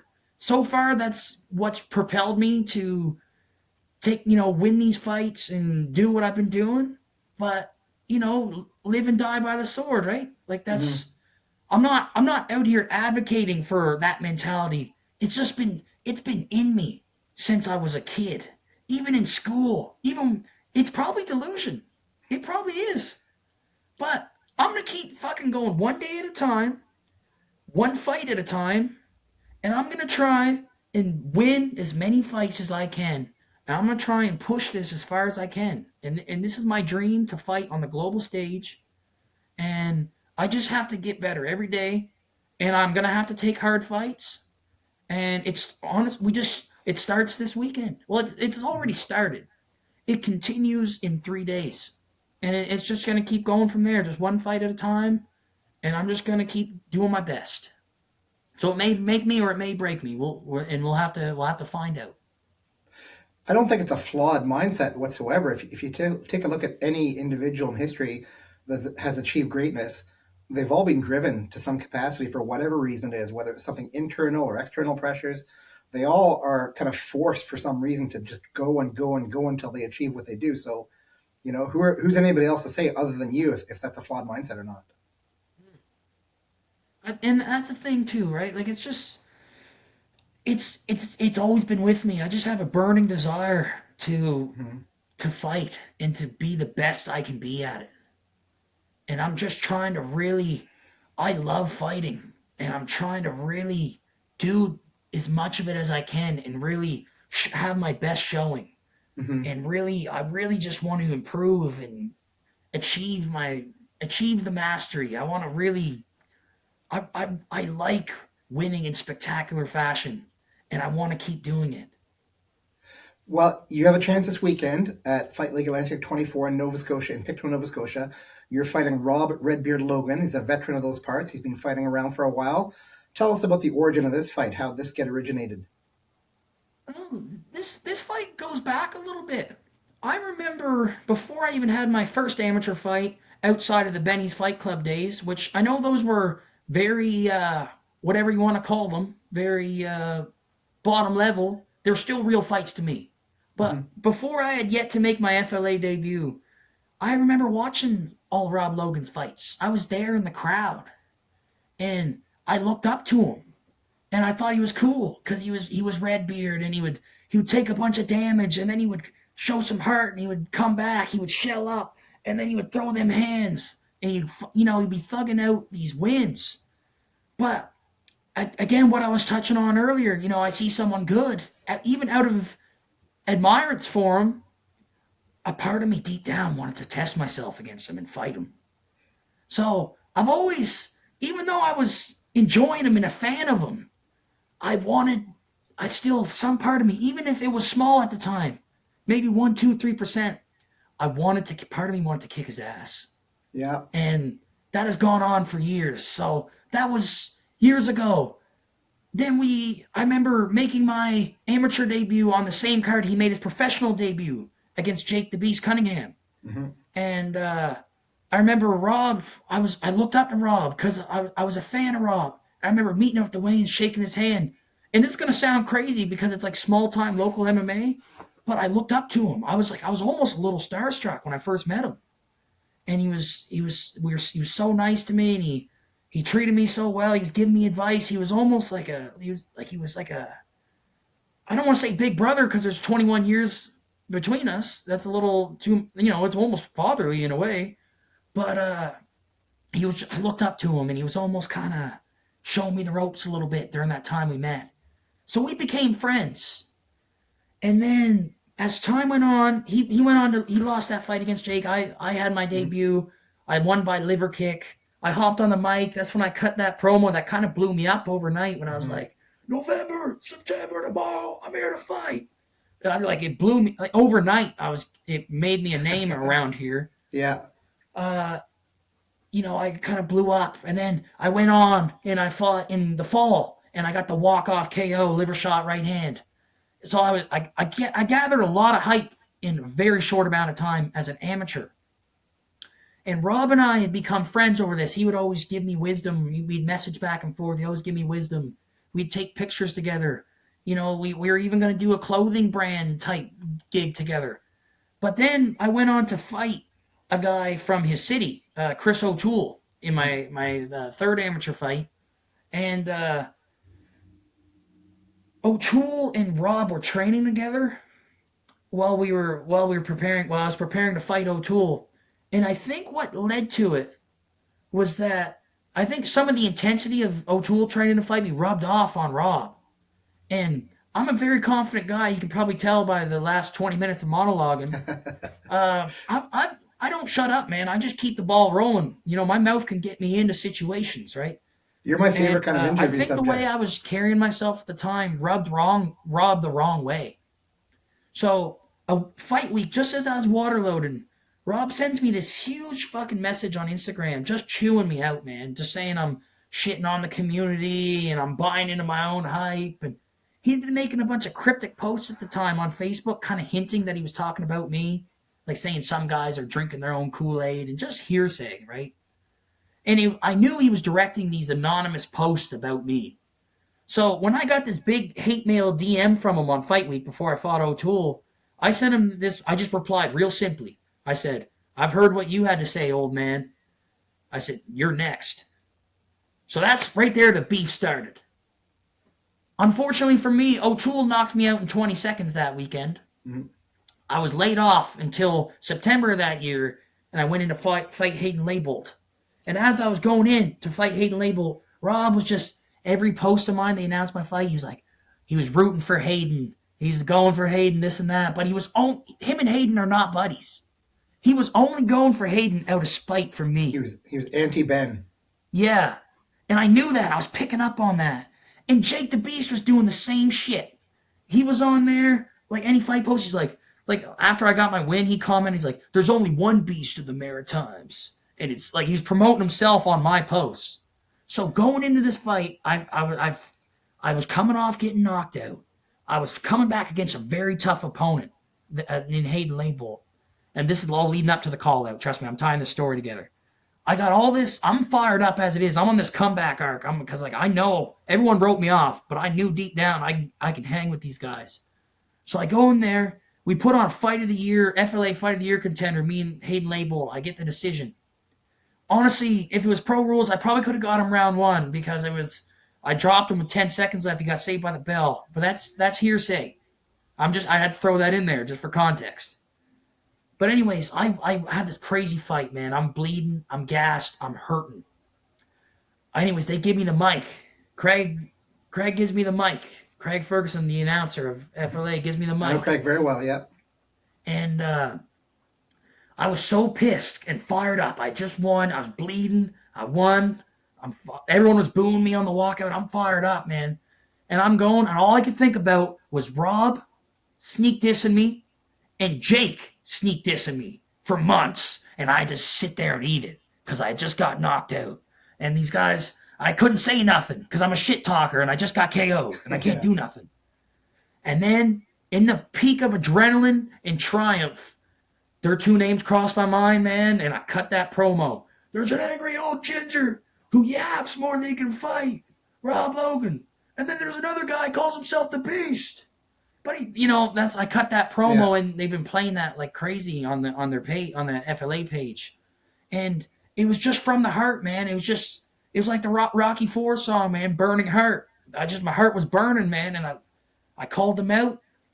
I ended up fighting Jake first, killed him with those tomahawk elbows, and then now here we are a year later, unfortunately. It's been too long, fighting Rob, so we're going to complete the saga. Wow, that's quite the backstory. I know, I'm sorry, man. I know I'm probably running the time up on you. No, you know, the internet's free and there's no time limit on this whatsoever. And I sort of snuck it in there when you were talking. I'm not sure if you heard me, but you're my absolute favorite type of interview subject. There's that small handful of people like you that I can just ask one question and you run with it. And that's what an interviewer loves, because I don't have to ask you the same boring questions every 3 seconds and just let you go with it. So thank you for that. I appreciate you. Okay, yeah, thanks. Yeah, I'm like I said, I'm sorry if I ran this up. Like I'm passionate. I'm 3 days out from a fight, and I'm really excited. I'm enthusiastic. I'm happy to be here. So for people who might watch your fight, now that FLA is on UFC Fight Pass, it's easier than ever to people to see some Ben Leece action. It's not Benny's backyard brawling. What kind of fight style would you describe that you have? I would say a double or nothing fight style. It's a stand-up fight style. I'm well rounded. I can grapple too, and I can defend grappling very well too. But I like to strike, and I like to knock my opponents out, and I like to finish them. And because of that, because I like to strike, I do put myself in danger. It's calculated danger. My hands are up, and I'm managing distance, and I'm working angles, and I'm working feints. But I'm not going to sit here and lie and say I play it safe in there. A fight, if I wanted to play things safe, I would not be fighting. If the best way to play it safe is just sit in the crowd, just enjoy the show. Mm-hmm. But this safety is an illusion. This ceiling tile could collapse and crush me as I speak right now. So the fans could be a satellite on its way down from space. What's that? So there could be a satellite coming down from space right on top of your house. That's what I mean, yeah. Like, who knows? But what the fans can expect from me is a well-rounded skill set, but an entertaining striker. I like to go for the finish. And I got some crafty setups. I got some cool shots. I got some good counter shots. Punches, kicks, knees, and elbows. And I'm a big fan of that. And I like to do damage to my opponents. You mentioned liver shots twice. Is that something you go for? Because I don't know if anybody, I'm sure that most of the people watching this interview have experienced a liver shot before, and it is not fun. Let me tell you, if you've never experienced a liver shot, it's almost like when you jump in the like freezing cold water and your body just sort of goes into shock and you can't move. A liver shot, you can't even gasp. It's just like, for me, it's only happened twice in my life. It's like my whole internal structure just sort of sucks in, and I can't breathe, and I can't talk, and I can't move, and it hurts. Yeah. You summed it up. I can co-sign that. Last time I got hit with a big liver shot, Rory hit me with it, Rory Gillis. Left hook. And it felt like my whole, when your arm falls asleep, It dropped me, I couldn't breathe, and it felt like my whole side was tingling, like I got electrocuted, or like my whole side fell asleep. And I remember just kind of laughing and just saying, good one. Like, it was, yeah. But as far as liver shots, as far as shot selection goes, I take what they give me. And if they don't give me something, I make them give me something. Mm-hmm.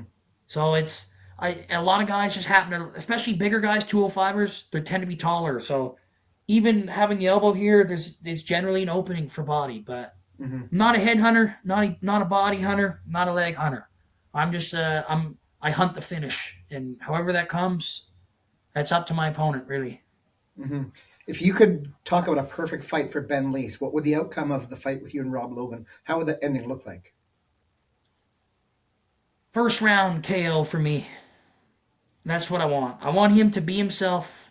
I want him to bring his best. I want him to try and take my head off. And in the midst of that, I want a flatline KO. That's that perfect fight for me. But if the fight goes on, I haven't been in the cage in over a year, but I've been training every day. And if the fight goes on and it takes longer, and even if it goes the distance, I'm right where I want to be, right in the middle of a fight. So, perfect fight for me. Let's make this fight happen. Let's show up healthy. Let's get this fight going. Let's get in there. And then we can let the dust settle. Do you think once the dust has settled and you've emerged victorious and you've made your statement, do you think that you and Rob can settle that bad blood between the two of you? Absolutely. Absolutely. Like I said, I was a fan of Rob, and a part of me still is a fan of Rob.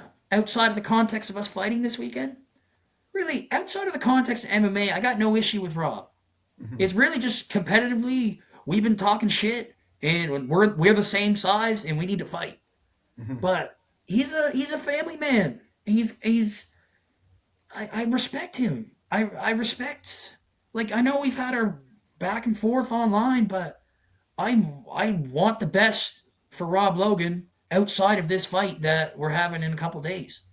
So absolutely, I'm a fan, but I'm gonna fucking dust him before that happens. And it's gonna be violent. Like, I'm fighting until one of us goes down. Two of us walking, one of us coming out. That's my mentality coming into this fight. Well, Ben, we're only a few short days away from seeing what happens. I will be there in person to watch you fight from cage side, so I'm excited to meet you in person and see it all go down. I'm wondering, though, before we get going, is there anything that I didn't ask you that you think I should have asked? No, I really appreciate this interview. I thought he asked me good questions that would lead to me just not shutting the fuck up. And I really appreciate you letting me go and giving me the chance to really articulate myself. And I just want to say thank you. I really enjoyed this. Well, it's my pleasure. And at the risk of you going off for another 15 minutes, are there any final words you'd like to say? Anyone you'd like to thank? Anything you'd like to say? Yeah, I would like to. I'd like to thank my family, my families and my friends. They've been my main sponsors for this fight. So I want to thank my brother Charlie. I want to thank my grandma, and I want to thank my team at Evolution Training Center. And yeah, I just want to thank my friends and family and teammates, and for the people watching, guys, please tune in to this fight this weekend. I promise to finish, and I'm gonna finish my opponent spectacularly, and I really mean that. So please check it out, and yeah, I want to thank my people, and I want to promise something I'm going to deliver in a few days. All right. Well, Ben, thanks a lot for speaking with us. I appreciate it, and I guess I'll see you in a few days. Thank you very much. And this is the part where I'll hold still.